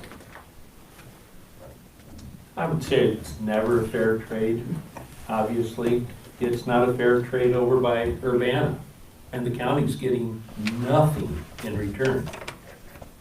So, you know, what's right, what's wrong, you know, this board did raise every concern and question that you have brought up today. Fire risk, insects, you know, DNR concerns, et cetera, impact the neighbors, roads especially. And again, we were given guarantees that, or certainties that, you know, the roads will be passed on when they are, or traveled on when it's proper to do so. If they're mushy, they're not gonna go on them. That's what we were told. We can only operate off of what we've been told. We can't stop, you know, things going on in our county. If we could, I'd stop that ravine up there by Urbana being dumped in. Again, zero I have no idea what impact you're to the talking about, what's county. going on in Benton. That's fine, that's fine, because this happens in many parts of the county. Right. You know, 2 years ago, the county spent over $2 million in gravel alone in our roads, and that was taking care of frost boils. Is this something new that's going on down there as far as road repair? No. Is it new that's going on over by Urbana? No. And Ron, you know that, you know. Is it something new that the Conservation Commission can do as they wish? No. We don't have control. And it's not the only commission in the county that has their own set of rules, if you will. So, there's other commissions, so Didn't he just tell you that you guys are the ones that control the monies? we control the money. Okay, That so is it does kind of come back to your lap in this whole decision. That is correct. Okay, all right, just want to make sure Yep. we're all clear on Yep. it. In my mind's eye, when we were talking about their income and having all the assurances that, you know, the roads are gonna be traveled on when it is proper to do so, that all these other concerns have been, you know, addressed, the 120,000 or whatever amount that they're getting seemed at that time to be a good trade-off. Because their funding for that property, some of the funding fell through. So when you work with what you know at that time, it seemed like a good idea. Okay, So now at you're that here, time- you're at that point now, and I don't know, you probably could shut it down because of the reasoning of the roads being completely destroyed from these trucks. So you can probably ex-nate this program. I hate the idea of that, I truly do with the conservation part, but at the same time, I don't want my taxes to keep going up because I gotta repair a road that should never been destroyed. If you should have got it done when it was supposed to be done, when the frost was in the road, you know, frost was still there. And we have problems with shutting it down, because if we shut this down, how do we shut down the other one that's going on currently in Urbana? How do we do that? Would you start a new landfill up there? Evidently, Personal one, yeah, a personal one. so Again, private property out there, and he's filling in a ravine, And he's taking garbage? not garbage, Concrete, dirt, Really? you know, that type of, and you can see it from the interstate, from 380. Oh, yeah, that road's. So you can see where it's being filled in, and there's been a lot of it. Well, And yeah, so- if you take that stuff, they'll bring it. Oh, yeah, yeah. And so, you know, as the board, you know, what options do we have? Do we put weight limits on things so they can't run those semis out there? And Well, what, if you do it there, you have to do it other places. you gotta do it everywhere. And then that's gonna create problems with you taking your grain to market. So, I mean, this is kind of a bigger can of worms. It really is. well, it's a can of worms that not necessarily had to be opened either. You know, bottom line, we've seen the money, and which is a great thing, we've seen the opportunity to make a bunch of money. We just didn't really think it all the way through, even thinking, well, maybe they won't get the roads, or you know, the frost will be on the road, they won't have it here yet. But we I mean, did, you- we You did. should have it in your contract, it says if you don't have it here, when the roads still have frost in it, it shuts down and we still get our money. You know, that should have been, your lawyer should have been able to see that. And Instead of letting them destroy. This was to be done when the roads were suitable to do that. And that's why they shut down for over a week. So, Back running again today and yesterday. and- There's still frost coming out of that road. I don't know, there was water coming out of it yesterday. there's water. And those roads down there are different than up here. I farm down there and I farm up here, and I've 2 years ago, there was a new house, on the county line road, and they had, they said there was no frost, and their lawn was green. But the road had trees on the south side, and it was getting shaded, and there was frost coming out of the road yet. They were concerned that the road was not being taken care of, and we didn't put any gravel on it. Well, we couldn't do it because there was frost coming out of the road yet. And so, it was a month later that Myron could get in there and take care of it the way he needed to. And it wasn't gonna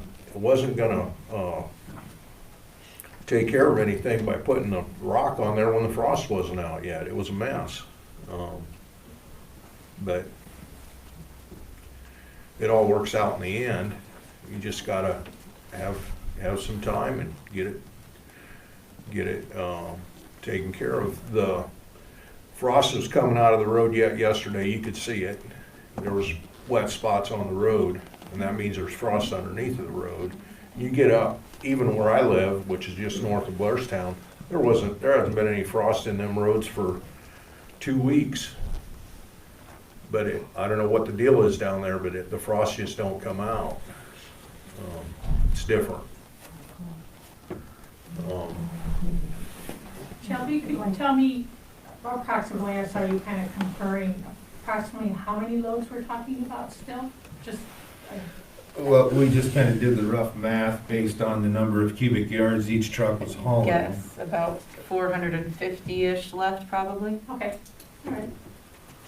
That was just a rough guess, because it Right. depends on how many cubic yards is in per truck. Right, right, I understand that. And I don't know how many they've gotten done today, you know, it's, How many have been hauled? Not counting, this is as of yesterday morning, there was 147 loads that have been hauled. So Yeah, roughly they start four. right early, I could hear the bulldozers showing up. Yeah. Tracy, did they Yeah, give that's you a our- report on the records of the way they were driving through Blairstown and up and down that? and stuff. I You just- got it right here. Chris has it right Because there. that's 35 mile an hour through. Highlighted is through, Freeway. Well, The Hannah Lake Road's 35. all I can say is on the curves, a semi cannot even go the speed limit or it will roll over. Yeah, so he highlighted it going through Blairstown, is that right? Blairstown, because I know there was comments about the Benton speed for County Supervisors? Blairstown. Everything highlighted is through Blairstown. The fastest speed, I believe, when the GPS hit was 29 miles per hour. Okay, Other than when we first are coming addressing into that right town, now. which Would you have like been to be just put slightly on over 30. speakerphone? And how fast are they going on the Okay. straightaway out by my house on the, Yep, they're still in the meeting, It's otherwise all I in can there. take It's it anywhere over and between have the that board 30 call you and when we're they done. get up to maybe, And what I you think the need? fastest was close to 60 and that was it. 60? 60? That's only 35 mile an hour. No, coming from out of Blairstown too. That's the 55. Well, 55 on the. 55 to a mile out of town, you're almost to the. Yeah. So I mean, they all 35 slow down and then they turn and then they follow the speed.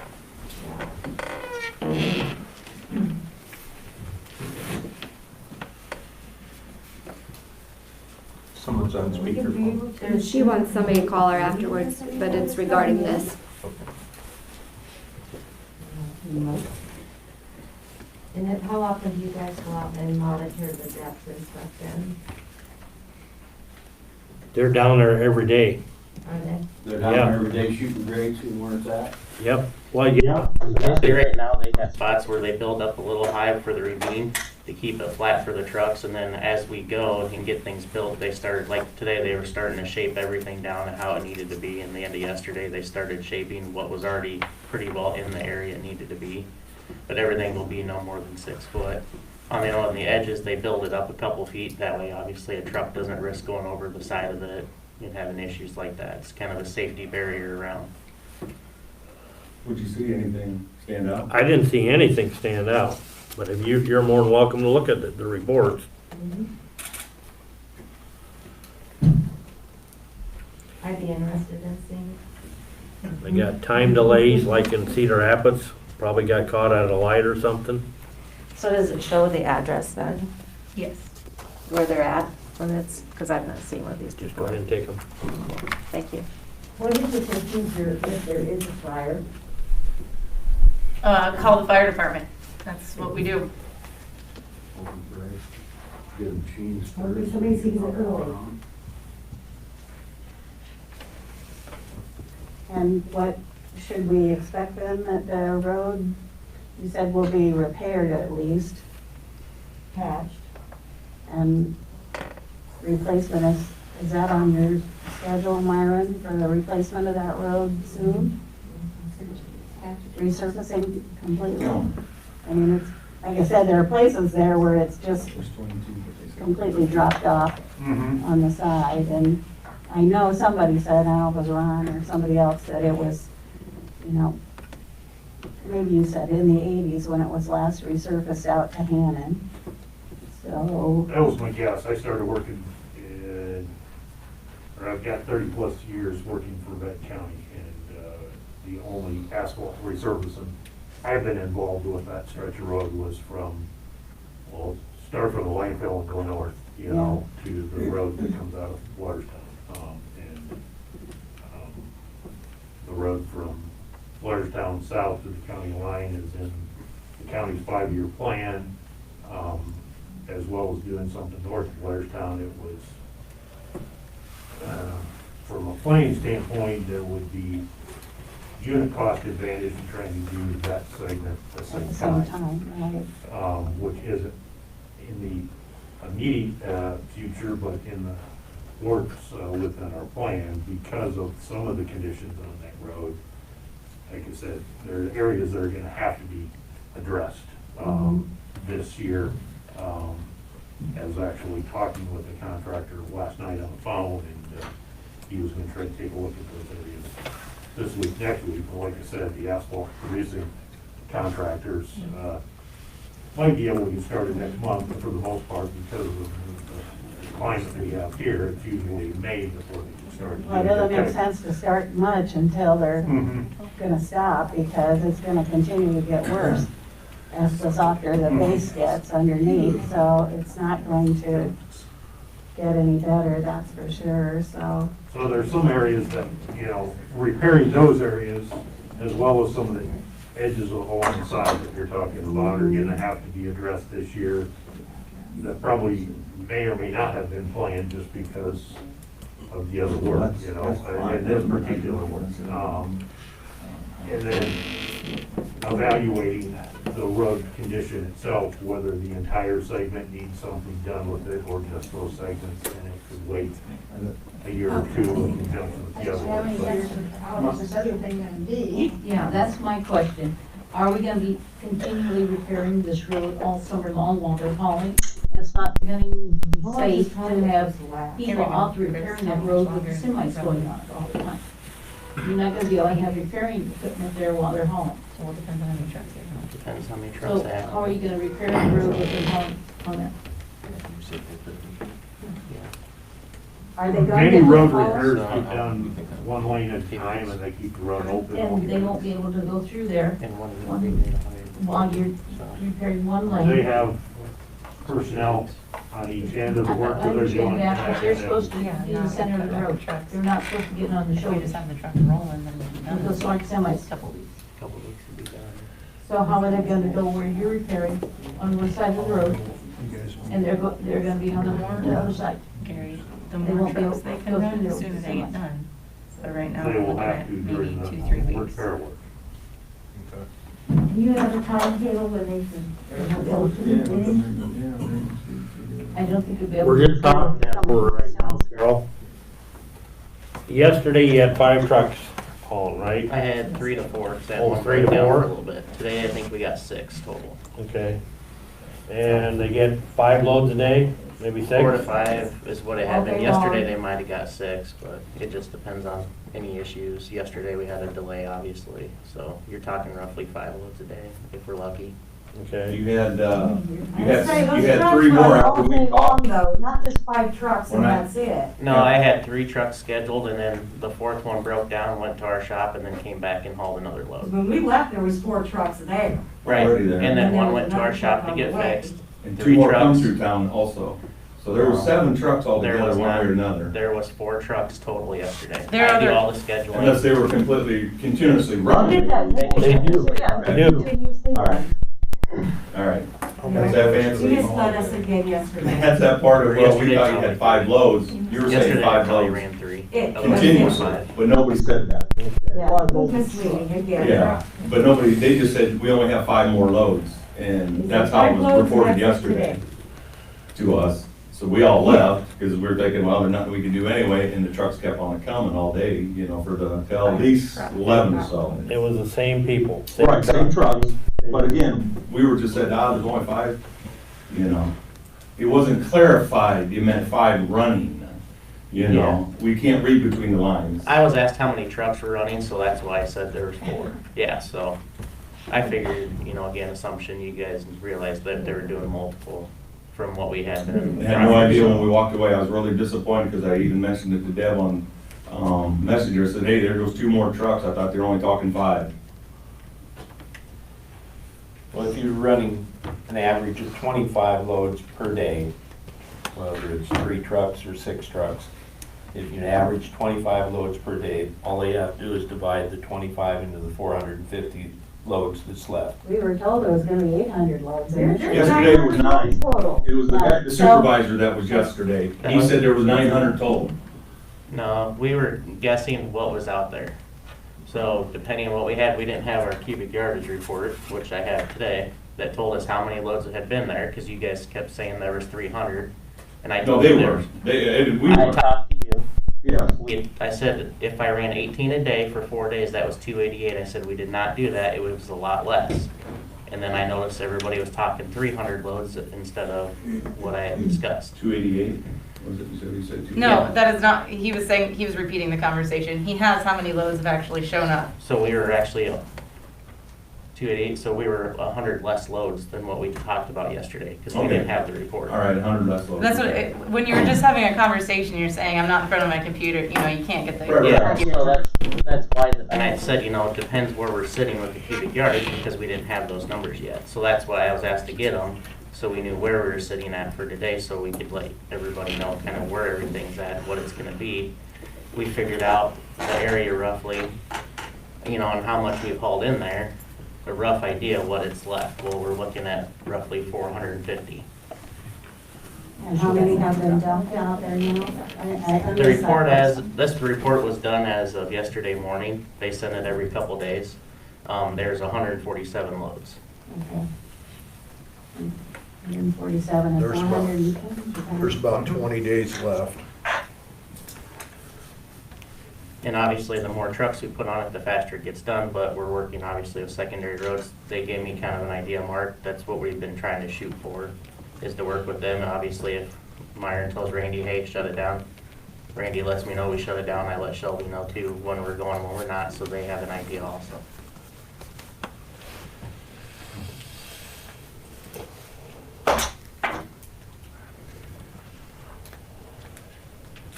So I guess the last question I would want to ask is, so because of the frost situation, I'm not saying that we were gonna stop hauling when the frost is out. Are we done hauling? Are we not done hauling? Are they gonna keep hauling no matter what the situation is? Because They're only gonna haul if Myron gives them the okay to haul until they're done. Gotcha. I've got people out there trying to monitor them. When this started out, I didn't know that 16, 18 trucks were gonna be coming, driving down the road, and they were meeting both directions. My attempt to address a little bit of everybody's thoughts right here, limiting it to a handful of trucks is helpful. As Rick commented, unless this board wants to embargo roads and which ones they're gonna choose to do that. Semis are 70, 80,000 pounds, according to what I'm hearing from the representative at the legal level. There's nothing out there right now that says you can handpick people with a load that's legal or less, just because you don't want them on some given road, without some enforcement activity. A weight limit would allow law enforcement to control things, but at the same time, if you're gonna start limiting certain roads for weight limits, you'd wanna have some type of basis you're determining at and addresses county law. And that hasn't been something that Benton County has done over the years. I think some of the areas that are most of the areas that are broke up, and I'm not so sure how much they're gonna get, what degree they're going to continue to grow at or not. Certainly monitoring that type of deal, but some of the damage that's done right now is done. It really doesn't matter whether you pull off the project completely and stop, or continue. That damage that's done out there is done, and it's gonna have to be repaired. But it could end up being the whole stretch instead of just sections.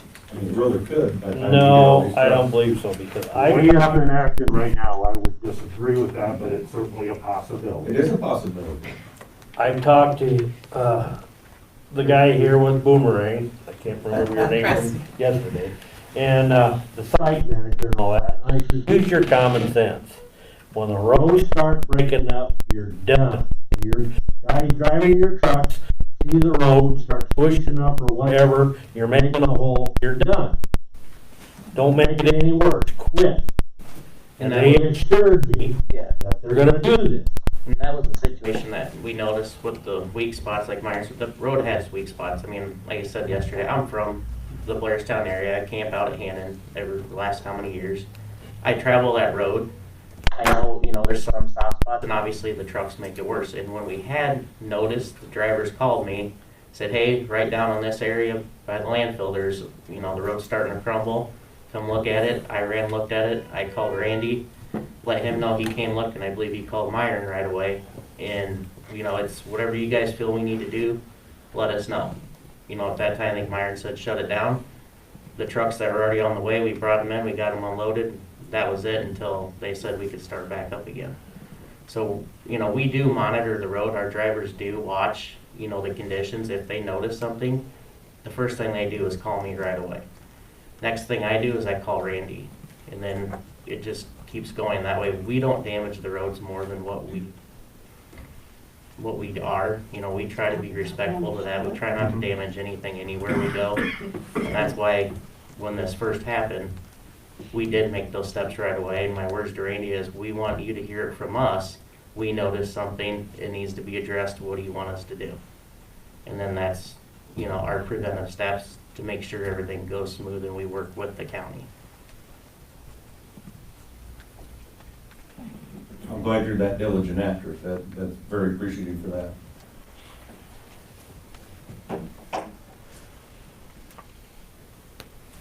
Everyone got this talked over? Well, there's nothing you're gonna do or about it, then it's just moving They have a on. contract, the conservation has a contract signed with this company to take so many loads.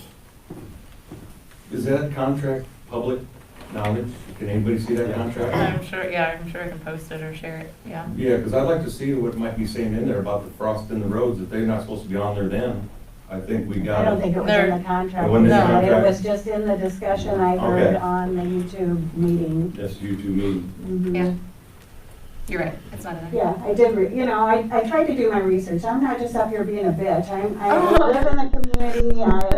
I just want what's best for the community. I want what's best for the parks too. I get it. It's a double-edged sword and nobody's gonna be happy, but I don't like seeing our roads getting torn up for something that, again, like we said, it doesn't seem like the reward is greater than the expense here. I mean, really. I know that road is bad anyway. I know our road is full of ridges and potholes, Myron, and I'm sorry if you don't agree I with don't that. know that I disagree with you, It just never gets Spring. ground down and then gets the gravel put on it. They come out and they dump some more gravel on the existing problem and it doesn't take care of the problem. But that's neither here nor there. That's separate from this project. But, that's my biggest concern. Number one, we didn't know anything about it. And number two, it's tearing up the roads. And I have to be a little concerned about fire over there just because it happened already. Are you referring to the landfill? I think Tracy wanted to comment on that. The landfill itself, the chips never did catch on fire. That was not happening there. That was nothing but logs and branches. And how that started, they do not know. Well, there's a lot of logs and branches over at Hannah Lake. If something would happen up there and the fire would, I realize everybody says the risk is low and that's good and I hope it is and nothing does happen and we don't have to ever talk about this again. But it's always a possibility. Nobody can guarantee anything. Just like we can't be guaranteed our road's gonna be fixed out to Hannah Lake for maybe 5 years. It's in the 5-year plan. Well, what else might come up within the 5 years that might get the plan changed, plans change, they do. That's part of life, so. Well, I am on the conservation board. I have no say on what happens. There's no voting privileges or anything. But they assured me at the end of 2 years, you won't even be able to see them wood chips. They'll have grass and everything established. I hope so. I mean, we have a Am I lot of right? timber I don't think ground, it was and I know insurance, that but that's we what have I'm pieces that are 6 inches We're not in gonna, like, diameter and Well, not 5 the inches long. first They don't year. consider it No. in 5 years. And we were told to expect that it diminishes drastically in the first year, and then after that, we were hoping we could plan it. We're gonna do some experimenting, so. We're an experiment out there. With natives, I mean, that's what we do in conservation, is we figure out what works best for natives, so. Do we know what we covered up out there besides brome grass? What maybe native ginseng species was that you out may have there. covered up? To my knowledge, there were no native forbs out there. We had Spiriza lespedizia, which is an invasive species. It's getting covered up. Honeysuckle, autumn olive, wild parsnip, a lot of that there. I think there was probably an awful lot of berries out in the middle of that too. No, because it's been There mowed. wasn't, the only, I've been mowing it for the last few years now, and the only woody brush there is invasive. And the berries like the edge habitat. Like in the timber and the edge. There were blackberries there, but then many years ago, they started, and there was a huge field of them. But many years ago, when it was, they mowed everything off. And even the blackberry patches, because I used to go over there. But didn't they haul the dirt out of the Hannon Lake when they dredged that? Yes. No. No? It was when 710, that was my first year as the ranger down there. We did a shoreline protection project. We rip-wrapped, shaped and rip-wrapped 710 feet of shoreline. And the spoil dirt from that project was placed up there. And that was permitted by the state of Iowa, because whenever you do a project like that on a lake, the dirt that comes out has to be removed from the watershed. And they were the ones that told us the Fry property is not in the watershed for the lake. I know that sounds crazy. Yeah, because everything runs that way. No, and there's ravines that catch it and take it to the south, to the ditch, and it never enters Hannon The Lake. Iowa River watershed then. Yeah, Yeah. so it goes the Iowa River then. Same place the fly ash was gonna go. Just like the Hannon Lake water, that starts with creek and goes on down to the Iowa River. So, And Hannon Lake is an impeded watershed. yes. And, since we're talking about, a lot of trucks and stuff going, it is our goal in the next 5 to 10 years to get Hannon Lake dredged. It needs to be done. And there's gonna be hundreds and hundreds and hundreds of dump trucks carrying dirt, sediment from the dredging process. Whether we can work something out with the landfill commission for them to take some of that dirt at the landfill. Otherwise, we're gonna be hauling it who knows how far to get rid of it, to get it out of the watershed. Well, at least we're hearing about it now, not afterwards. Well, folks, I think we got it pretty well talked over.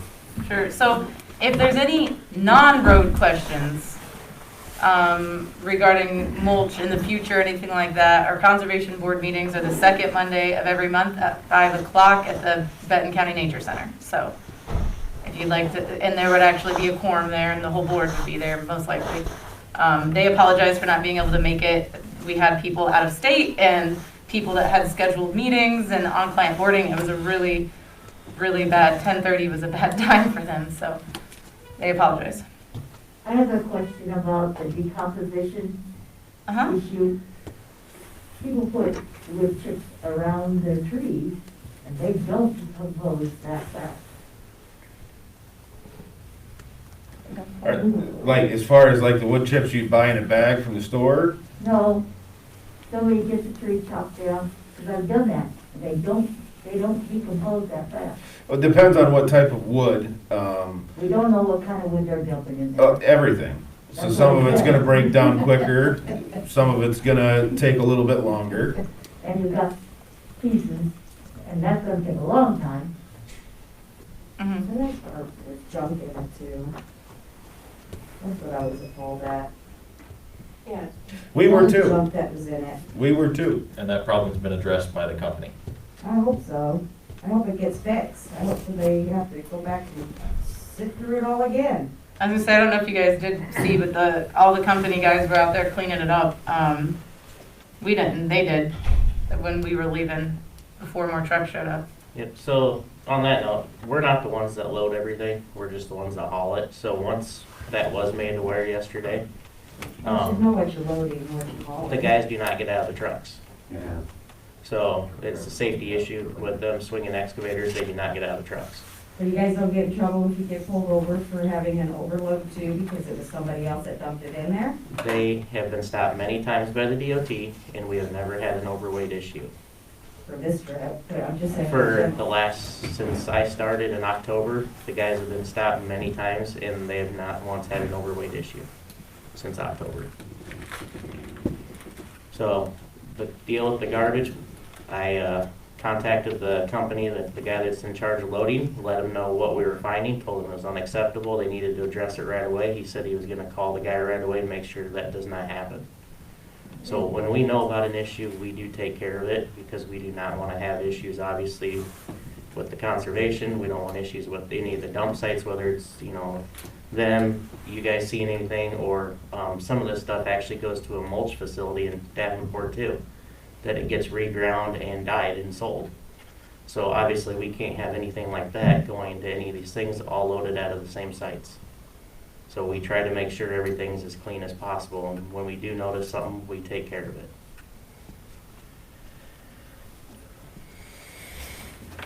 Moving forward, remember the auditor's website for they post the minutes. from Oh, all on the meetings. county website, And she also posts no later than 24-hour notice. 24-hour It'll be on the notice agenda. for all of these meetings. So if you go to her website, you'll find the agendas and everything on there. Kind of just like the city, you know, you guys get post stuff. You can And we find have it. our YouTube channel too, that this is live. Because I've heard, not only from folks here, but from other folks, that the circulation on the Southern paper has really dropped. Yeah. And I know you guys use the, I don't know, is it the Eagle, Benton Eagle or something? We have the 3 official newspapers, the Benton Star Press, the Benton Eagle, and the Benton newspapers. So did this get put in the Star Press? It would have, the agenda gets sent to all news media. So that's why CJ is representing the Benton paper, he's here. But this agenda And Jim Magnifrow actually watches yesterday it. morning is when it was posted. So if in fact it's sent to the South Benton Star Press, it's not gonna get printed for 2 weeks. It'll be on their website. No, but Jim Magnifrow still. So you gotta do mags. Yeah, he still does. He watches the video and reports usually. And he usually has his report on the next day on, like, through Facebook or somewhere. Is that, South Benton? Yeah. Something, Yep. South Benton County, I can't remember, but. But you can understand that part of it kind of sticks maybe in a lot of our crawl too, that, you know, the notification is limited down our way. I mean, other than our representative, we would have, you know, we would have no idea until we seen the trucks, and that's when I first noticed, when I started seeing the trucks. You know, that's the part that also is a little hard to swallow, knowing that, again, and you'll hear, we've said this many times, Blairstown's always the thorn in Benton County side, no matter if it's the high school or, I'm sorry, the roads, if you drive south of Blairstown, as soon as you hit the Iowa County line, as soon as you hit it, it changes immediately. No offense, but I'm just telling you what I observed my whole life. It used to be the opposite. And it did, it used to be the opposite. It's better than Iowa County, not. It did, but it's not that way anymore. But the notification would have helped, having us have a chance to listen, and maybe there was a way we could help out the conservation. I mean, right there, you know, we're beat down strong. We want this lake to succeed. And we want everything you guys want, guaranteed, and maybe more. The communication is key, and if we don't get communicated to, we feel like that we're being thrown under a bus sometimes. That's one of the things we're talking about, we're gonna address. We might get rid of the Star Press and go to the Gazette. We haven't actually talked about it right officially. We have. You know, there's been some other issues with timeliness of getting notices in the Star Press. Everybody gets the Benton Livewire. We do down our way. Put it in the Benton Livewire, that's free for us, isn't it? And I think, it just shows up on my doorstep I in the think mail. by law legally though, to publish our minutes, it has to be in a circulated newspaper. I mean, I try to run ads in the Livewire, like for farm rent, that kind of stuff. I realize that Livewire goes countywide, but by the code of Iowa, we have to follow the circulated newspapers. What's the difference between circulated and the live wire? They're paid subscribers. The Livewire, it goes to everybody. It's just part of the code of Iowa, I know. God forbid everybody to know what's going on is what we're Yeah. going down to. So, We thank you for your time. That's the best Thank you. part. Thanks for voicing You know. your concerns. I just hope it gets reported that your, We will be going out often to make sure that things are cleaned up. the roads come secondary to everything else, you know, the money that's gonna be spent there. And I tried it, I don't know if I've ever. I think we've talked on the phone. Yes. I know we have done that. Yeah, we have had issues out there.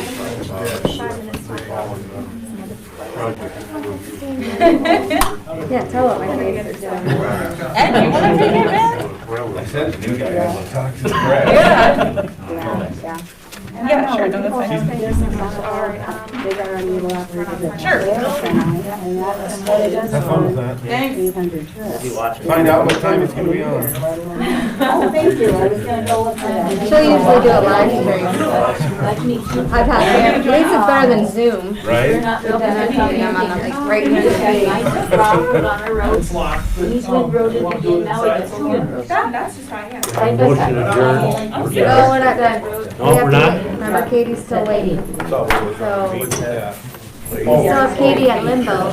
So otherwise, if you guys are still gonna go ahead with your Plan 17. And I called up there. Sorry we're such a pain in your backside, man. You guys want those or want me to take them? No, you And I'll can take maintain that road. So hopefully it helps. And then whoever answers I'll the show phone them slams later, it so I down. had no problem. No, she said. Right, and let's if we're on the go wrong around day, send it that. me out, taking them. And That's our belief, so. Well, like I said, we discussed it yesterday. And they signed a receipt, but I said, if you give me that. I understand it too. That We means see it that on gravel. I can do a better job. Understand. Thanks for your, Alright, thank you guys, appreciate it. rest of your. Well, you know, that we have No, nice so rock. Kate, if you want me to call Katie, otherwise we do have the I know specific she's got an forms. agenda. Now we got two She windows. wasn't quite through it. And She still had her dental and vision to go through. He had holes all It's up to you guys. I mean, that part, Fix the holes. do you wanna call and talk to her? Just then? That part really hasn't changed. Put it No. in the windrow beside And the she did email me back. So we're still got the holes. She gave me the list that you requested Gravel's with gone, but they put on Kairos. So I have that list, and then, yesterday or the day they're before. basically the dental, Yeah, the vision yesterday. forms we gotta sign, but you guys Spread it have nice kept that and the thin. same. The maintainer's out there this morning. The current overdue 7:30. claims, she never Get off. discussed that. Right, so it's, Just she go said right she's still side available over. till 1, we can call her I'll and get put her on through. speakerphone. Let's He go said the ahead. next time he goes by, Anybody got a put it in restroom the break? ditch. Oh, else he's storing it Okay, there. I don't I can know. wait, I hope. Some of it's. We'll go. Let's. It's Yeah, You short. can go and I'll get her hooked up. You know, we Still got the holes. we got the holes. You don't fix them. He took, and there's their road again, instead of leaving it on the road. I express my concern.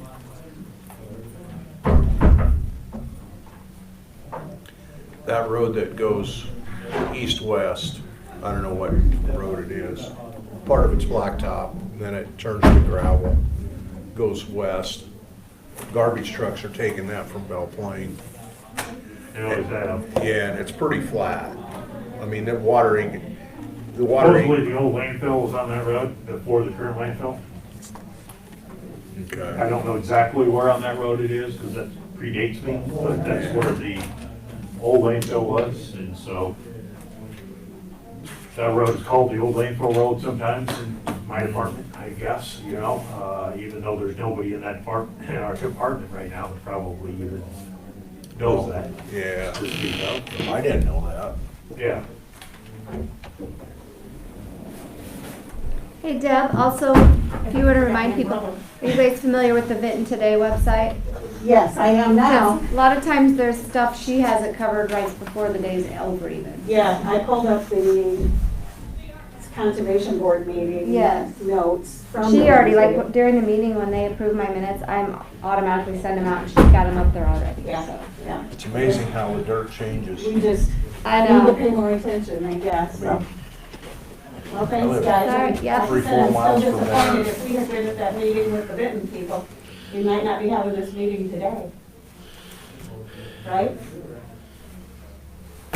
We didn't have that At opportunity. that time, we didn't even know where it was going, to be honest with you, when we had that meeting. But that still doesn't satisfy our feeling that if we had been there at the But same if you wanna time put they her on were, the Zoom, go ahead. we You would wanna be put here it on today. that way? Do that? It's up to you. Thanks, Deb. I'll send you a invite.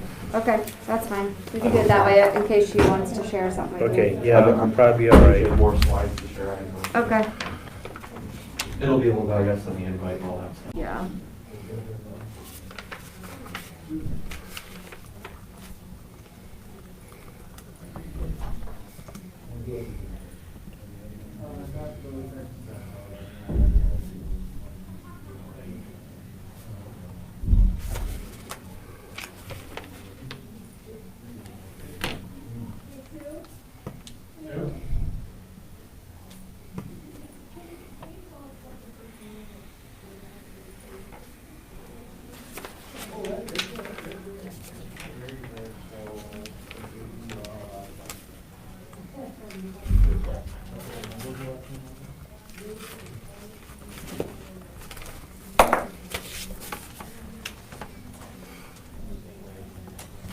You guys sign this. I'm still in. Yes, I believe so. I'm not gonna make it. Not the brown folder, nothing in. No, that's this fine. one.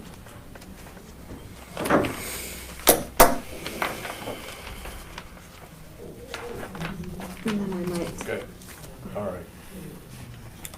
All right. Haley, Yeah? I got an email from Valerie Close, and she says, I know the county doesn't have to send notifications to Benton today, but if we would, she would run those at no charge. What, I mean, she does our minutes, like, are you talking about other notices, public hearing? I just She does read the you word for agenda. word that Okay. I got. I know I send her the WMA stuff that she's always ran Sure. free. That may be a question. But like for that, if they didn't get notified, that was conservation, not us, Correct, so. yeah, I know.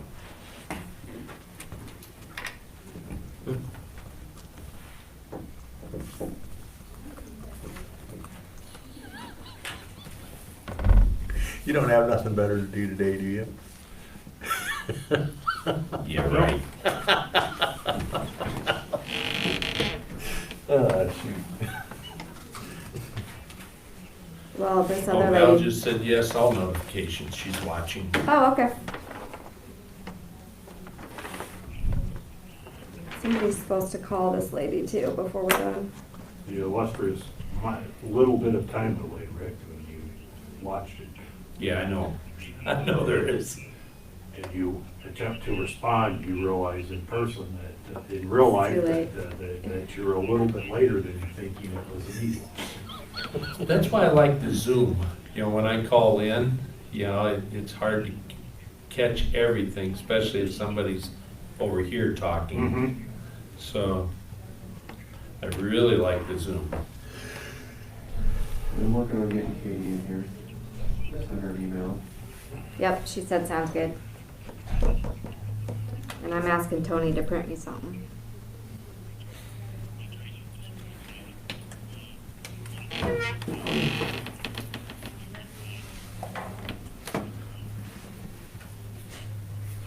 Still, that furnace is not kicked in one. You're probably fine. I had to let people over there. You were stuck over there with limited I know. heat. Both sides of the room. You were sitting in the middle. Should have snuggled up somewhere.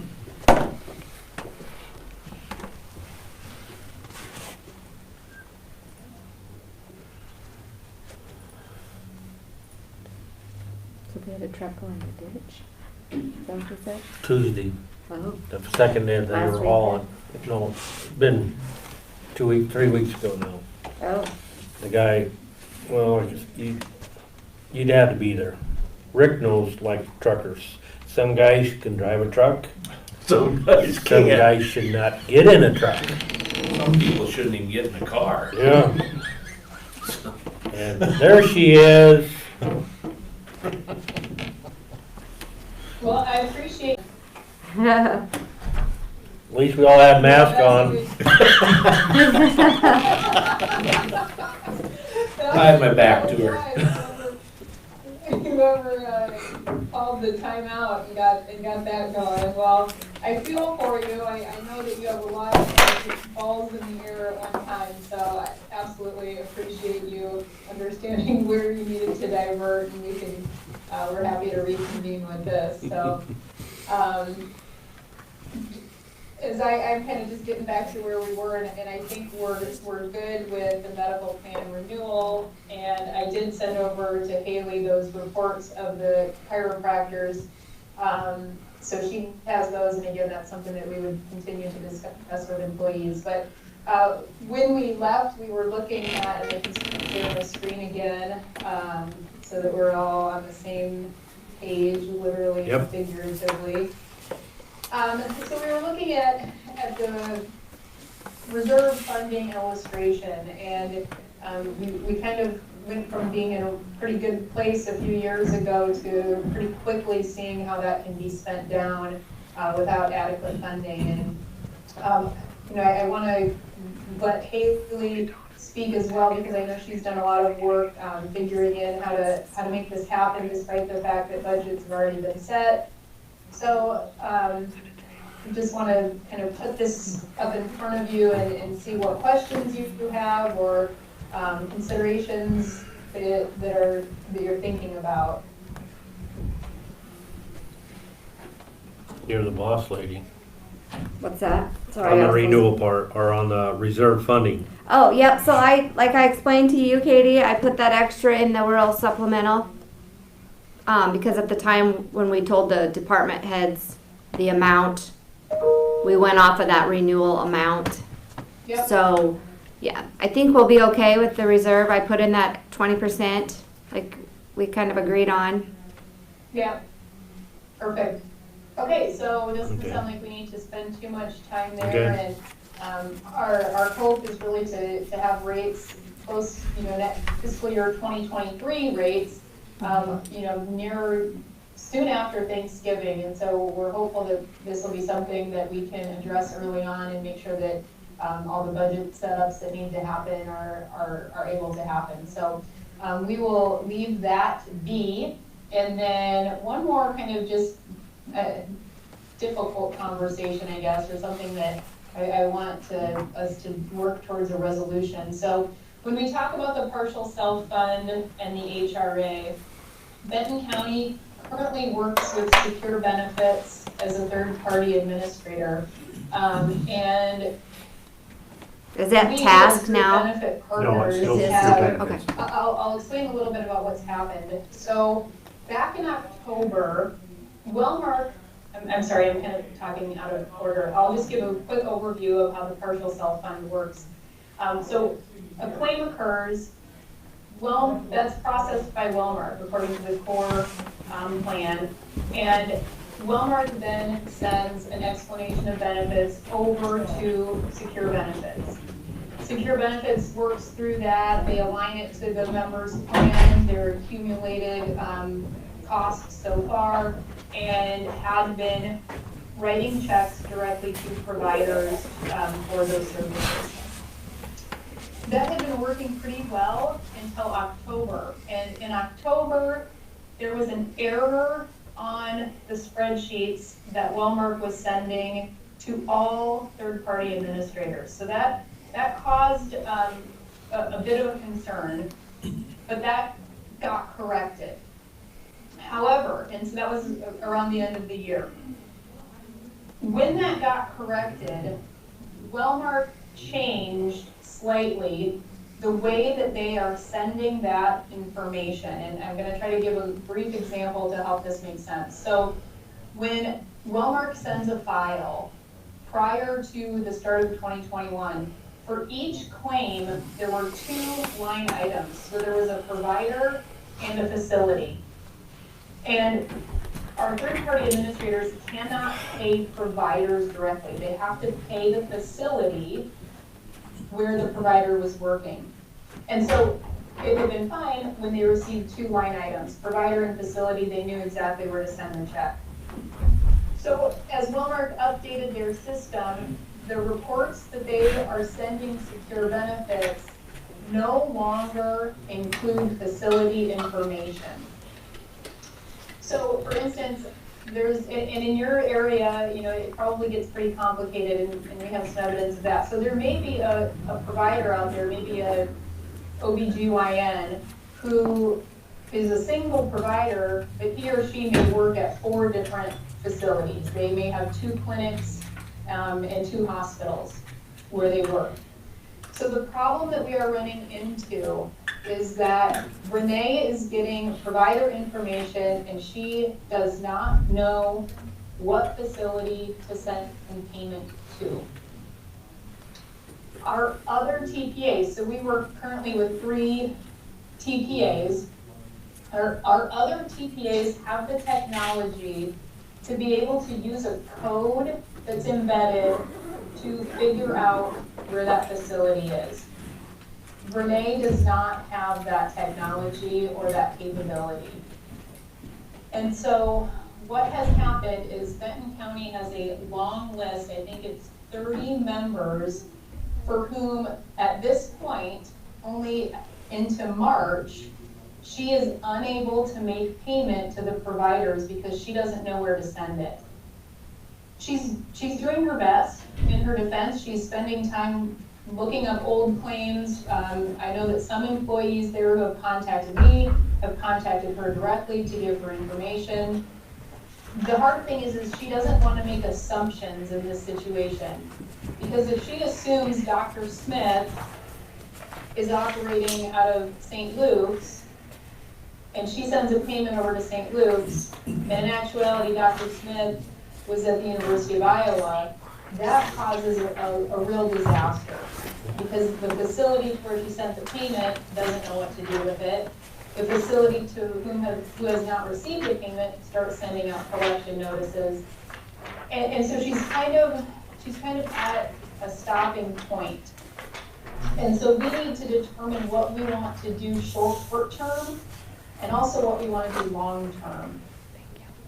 Short term, I've been working with her on this for a few weeks now to really try to see, can Wellmark go back to reporting the way they used to? And Wellmark's pretty big and they're not going to change what they're doing for little old me and Secure Benefits. So that's pretty much been a no. This is an update that they've made. And again, it's not a concern to some of our other TPAs. And then the other question is Renee able to take the information that she's been given and accurately make payments to providers? And I'm not confident, and I like Renee a lot, and she does a great job, but I'm not confident that this is going to improve moving forward. So we recognize that in the past, the county has been hesitant to send payment directly to employees. And we understand the concern for that. Although we do have, probably by now, about half of our counties have moved to reimbursing the employee. We just find that Wellmark's making it more and more difficult every year to reimburse providers. And when we reimburse employees, we eliminate a lot of the potential challenges that are happening now, that could happen a month from now. And so there's really only 2 solutions at this point that we can determine. The first and most easiest one is for the county to allow for the rest of 2021, Renee to send payments directly to the employee with information regarding what the claim was, what the money should be used for, and then it is on the employee to pay that bill. But just the same as it would be the expectation that the employee use their paycheck to pay their out-of-pocket deductible or out-of-pocket maximum. The only other solution truly is for employees to call Secure Benefits and to give Renee complete and thorough details on where they saw the provider, what facility, and additional information and again, I didn't want to share this because it has public health information, and even though I didn't know the news was going to be there, I still am very protective of that. But I have a list of 6 or 7 pages representing $20,000 of unprocessed claims. And that doesn't mean it's $20,000 of money that is owed to providers, because some of that is the employee share, but it's $20,000 of claims that aren't being accounted for right now. And so every day that this continues, more claims are being received and not being able to be processed. Some she can figure out, it's not every single one, but it's getting to be quite a problem. So, we really need your input on how we want to fix this short term. And then long term, Ryan and I have discussed, and starting in January, we never want to make a partial self-fund change in the middle of the year. There's just been too much movement already so far. But starting in 2021, we are no longer going to have Secure Benefits be one of our preferred partners.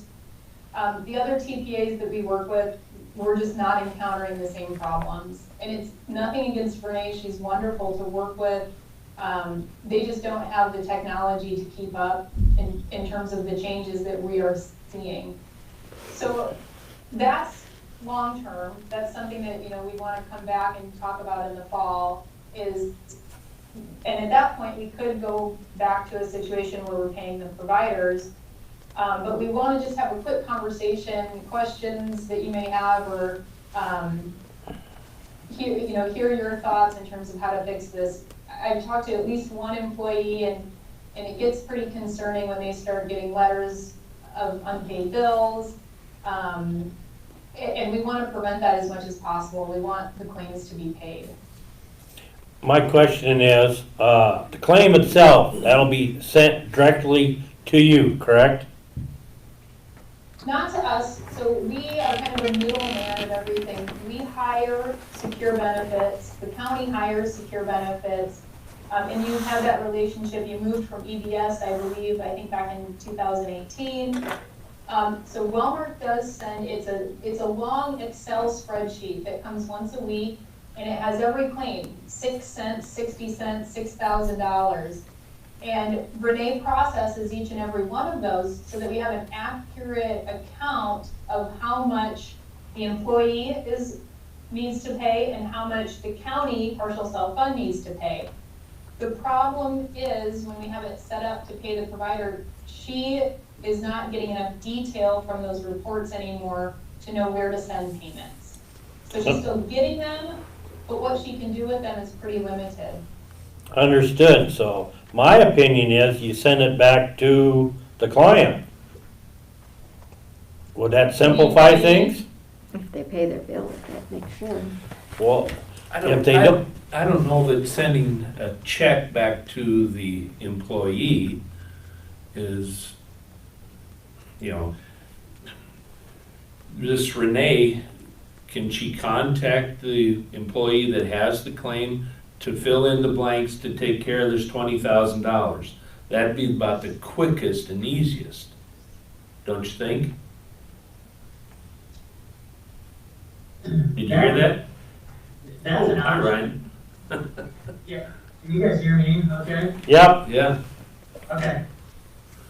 That's certainly an option, but it's gonna be time consuming and it will be dependent upon the employee returning Renee's call. Our concern is for all of the ongoing claims that are going to take place in 2021.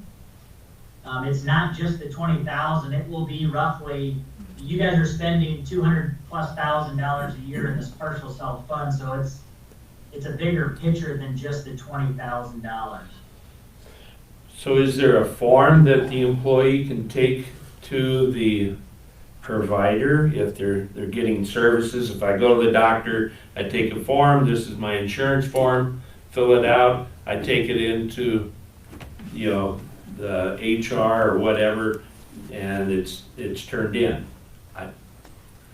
The file feed avoids all of that. The problem being now is the file feed is not giving Secure Benefits And they're, again, to Katie's point, they're the only TPA we've encountered this problem with. She's struggling to pay the provider. So my honest advice would be to pay the employee for the rest of 2021. To avoid employees not having dollars to reimburse for their medical claims and at the provider, so we're not having any collection notices sent to employees. In 2022, we'll recommend that you move to a new TPA called Auxient, and they're out of Cedar Rapids, and they do a phenomenal job. It's a much better service, and then we can go back to paying the provider at that point in time if that's something you want to do. But for the rest of this year, due to your group size and affected membership, the last thing we want to do is put someone in a position where they're getting collection notices and having their credit score hurt. Okay. So that is our advice to get through the end of the year. I know that's probably not what you want to hear, because I know a lot of counties do not want employees being reimbursed, and we understand that concern. But I think if we don't do that, it's going to require a lot of work on the employees' end to make sure Renee has all of the information needed to pay claims accurately. Is there So something? this would be a short-term fix. We would get you to a much better solution January 1st of 2022. For the long term. And we would make sure that everyone's $500 deductible and $1,000 out of pocket is satisfied. So Ryan, That benefit is honored. can I ask a question? So when she does send this out to the employees, could she put some detail in there so that they know that check needs to go to that bill? So they're not just pocketing the money. She can put the data server, yeah, she can certainly include some information that would attach, so that that employee would know which claim it pertains to. So they understand that that's due under their behalf, just not to pocket the Yeah, money. and they'll be able to reconcile, if the employee has the provider bills, the amounts that she puts on this report should cross-reference with the provider bill, so they know which, where those dollars are being tagged to. Okay, and then maybe we can inform the employees that that's gonna be a slight change for the rest of the year to look for those to come that they're responsible to pay. Yeah, Renee has everything she needs to reimburse claims immediately if you guys elect to do this. Okay. And that will allow employees to pay their provider invoices, and then we can go back to the provider payments January 1st. See, I look at this, the client or the person, whoever it is, they're still responsible to pay that bill, regardless. They are, yeah.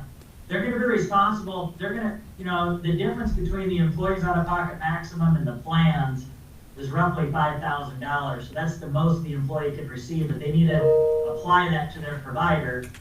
And that's not meant to go buy a big screen TV or any other miscellaneous item Correct. that they would want to, because that is hard dollars that they have available to spend however they want. But we'll certainly communicate the change and the reason why it needs to happen, so it's better understood. For a couple of other counties that this has impacted who have agreed to pay the employees, I've drafted up a memo that kind of explains what has happened and what will be happening moving forward for you to distribute widely. And then also a secondary memo that Renee can include with payments in addition to her claim detail, but kind of an overview that says, that this check is to be used to pay claims incurred on your behalf. Because the other thing, when we've ran into this with a couple of Benton County employees who, because nothing was getting paid, they went ahead and paid these claims. And now they are owed money because they paid it out of pocket. And if they call in and explain to Renee who it was, then we have providers getting double paid and employees trying to seek reimbursement from providers. And I'll tell you too that the employee that did call in, some of these claims are 10 to 12 line items long for one employee, and that's just up through March. The one employee who did call in, he said it was a 45-minute conversation to get everything squared away.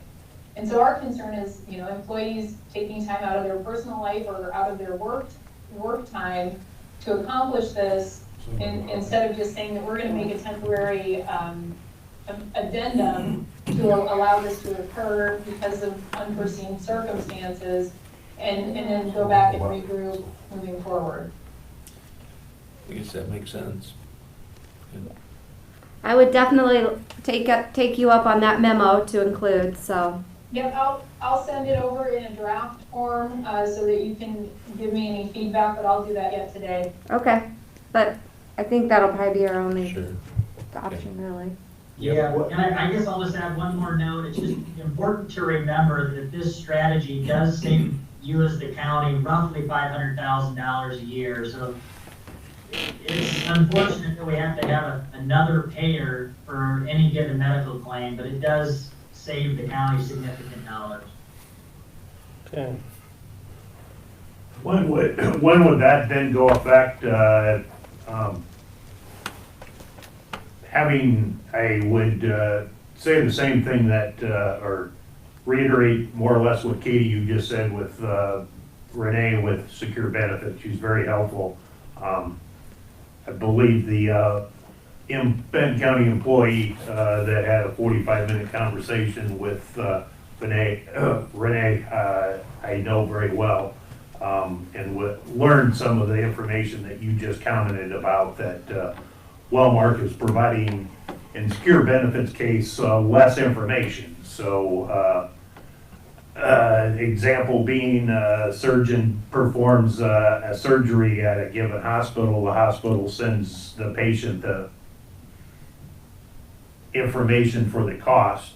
So the hospital sends the patient, the surgeon sends the hospital the information for their cost for the surgery. The patient gets a bill from the hospital for the cost.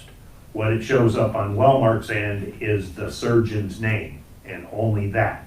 And so Renee from Secure Benefits has no idea how to pay that surgeon unless you provide that information to her. Sure. I just sent Renee some information because of some coverage I have. There were 7 claims that Secure Benefits had between October and March. The reason she couldn't pay them was for that exact reason. She did not know who that named provider should get paid for. And so I know they process on the 15th and the end of the month typically. In my case, those that were sitting there processed, just not knowing where to go, all got processed this week, but they typically process twice a month. Is that proposal gonna take effect, say, the first of the month immediately? And is there a concern that between right now and when that goes effect, anyone that's got any service in that time frame is still gonna need to monitor things a little bit on our end? Because I was made aware of that change here earlier this year because of that 45-minute phone call. And so I started researching things on Secure Benefits myself because of some of the family expenses I had, and seen some blanks on my Secure Benefits information that it did impact myself from that impact. And so I've got everything figured out with Renee right now, and she was very helpful, but with the need to probably make changes moving forward, is there also gonna be a little time lapse or concern between that change that somebody meaning each employee needs to look at a little closer? Or is that something that's gonna be captured easily from Secure Benefits and others out for each county employee? I don't foresee any problem because Renee is doing all of this herself. We're not dealing with a bunch of moving pieces here. You know, truly, she will be thrilled if you are allowing employees to be reimbursed, because this is bothering her as a person, because she wants to be able to help her clients, and her hands are really tied.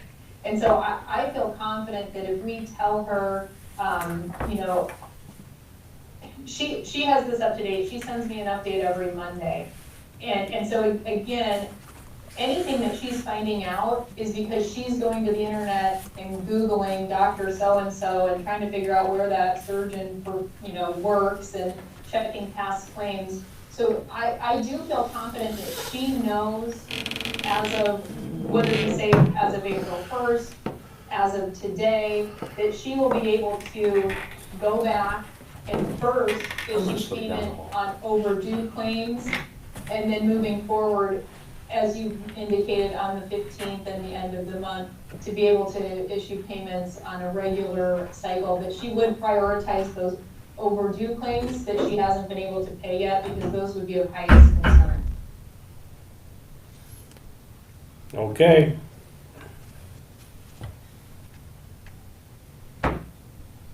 So is that, or do we have approval to proceed with that? And then, I will clearly keep in communication with Haley if there are concerns with this, but we anticipate that this would be the best solution to help keep employees She just I wanted you guys to be aware of it. receiving the correct benefit.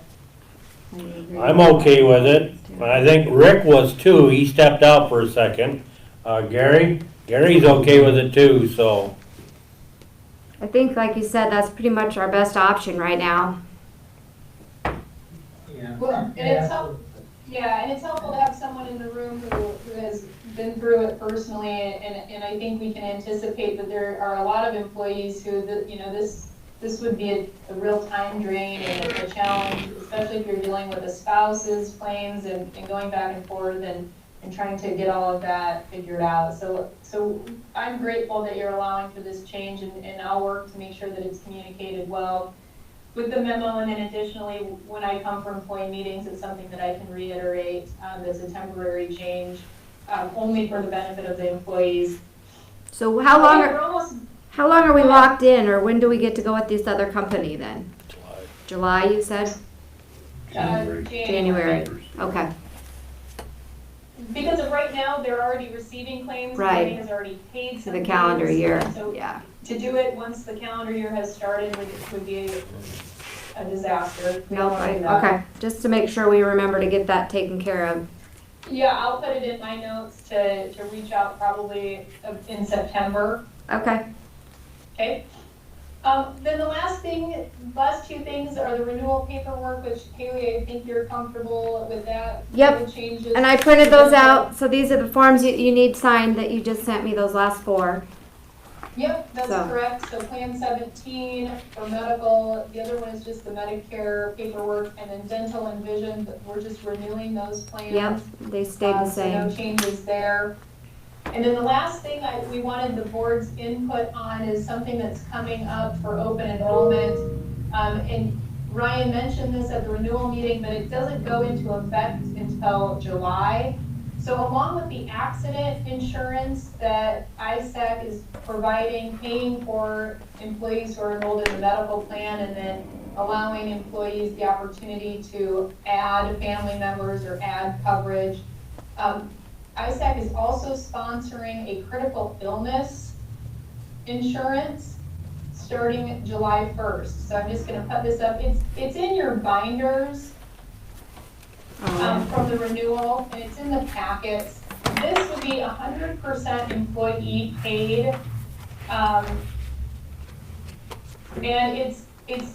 there's some unique things to this benefit that aren't available with other vendors because it's being written at the ISAC corporation level. And so it's really up to the county in terms of whether this is an opportunity that you want to allow your employees to participate in at their own expense starting July 1st. Yeah, if you go to the second page, Katie, it'll show the benefits that I'll pay for. So as a refresher from our December meeting, this is gonna pay for critical illnesses, and you can purchase between $10,000 and $30,000 in $10,000 increments. What's really unique about this policy is there's no pre-existing condition clause, and there's no waiting period. So if an employee has previously had cancer or a heart attack or a stroke, and they've recovered and they come onto this plan, they can collect the benefit day one should they have an event occur. So again, it would be employee paid. We would have enrollment forms to help them get enrolled, and if Katie's gonna be on site to do meetings, she could do, an educational meeting and include this benefit, if this was something that you allowed your employees to purchase.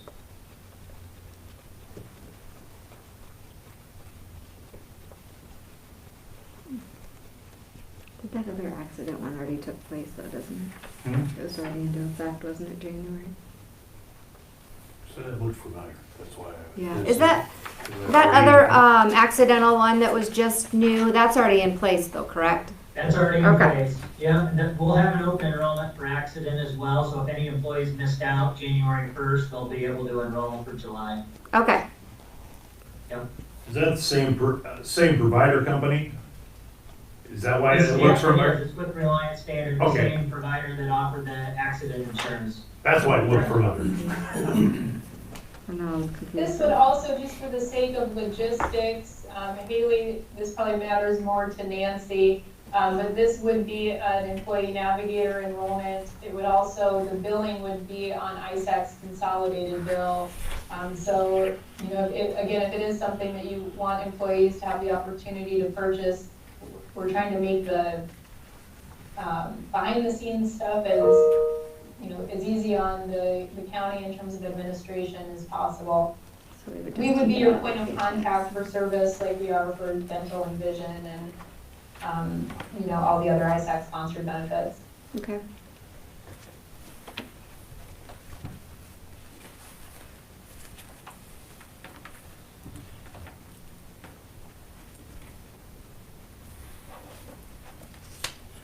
Has interest been expressed by employees? There was quite a few that signed up for that accidental one. Cause it was free to the employee, but you could put your spouse or whatever on there. But it was I think free. we had a good turnout, didn't we, on that? But it was free. For the employee, but like for additional, yeah. But then, you had to add, pay premium to add your spouse or. Spouse or children, Sure. yep.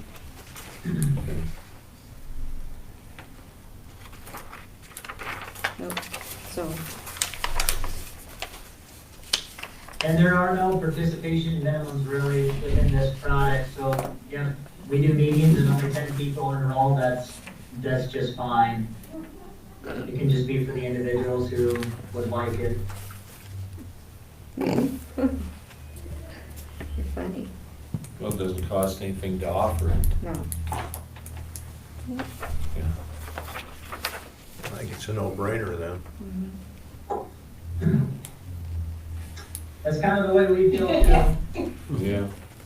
It's really just an opportunity for employees if they're interested. And again, when you're doing employee meetings, and I can guarantee you that I'll explain it well and make sure that employees know what the cost is and what the benefit is. And it will make it as easy on them if they want to enroll, but clearly there's never any pressure. And then we'll make it as easy on the auditor's office in terms of managing it as a policy. Okay. Yep, it would just be another deduction on their paychecks, and then it goes directly to Yeah. ASAC, so. Yeah. That's correct. So what do we need to do with that? So- Anything, nothing?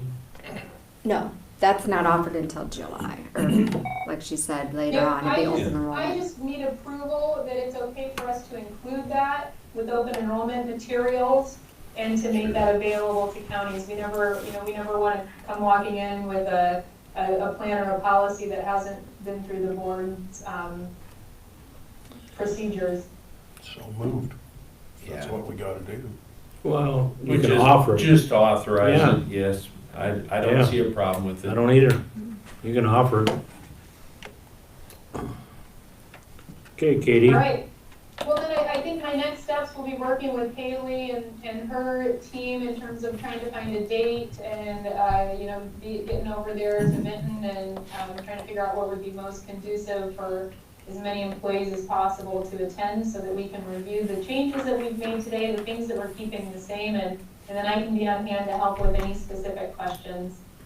Okay, yep. We will be planning something because we haven't been able to do that in over a year now, so. Yeah, it's nice that we're starting to be able to get back to those. So I'll send you an email, Haley, with some available dates and we can kind of brainstorm what might work best for both of us. Okay, sounds good. And I'll get these signatures signed from the board and I'll scan those back to you. Wonderful, I appreciate it. Thanks. Thanks, everyone. Thanks Thank you. postponing you for a little bit here. You know, even though you're not gonna be on the 5 o'clock news that much now. I'm thrilled. I'm thrilled. Thank you very much. Take care, everybody. Thanks. Bye. Bye. Bye.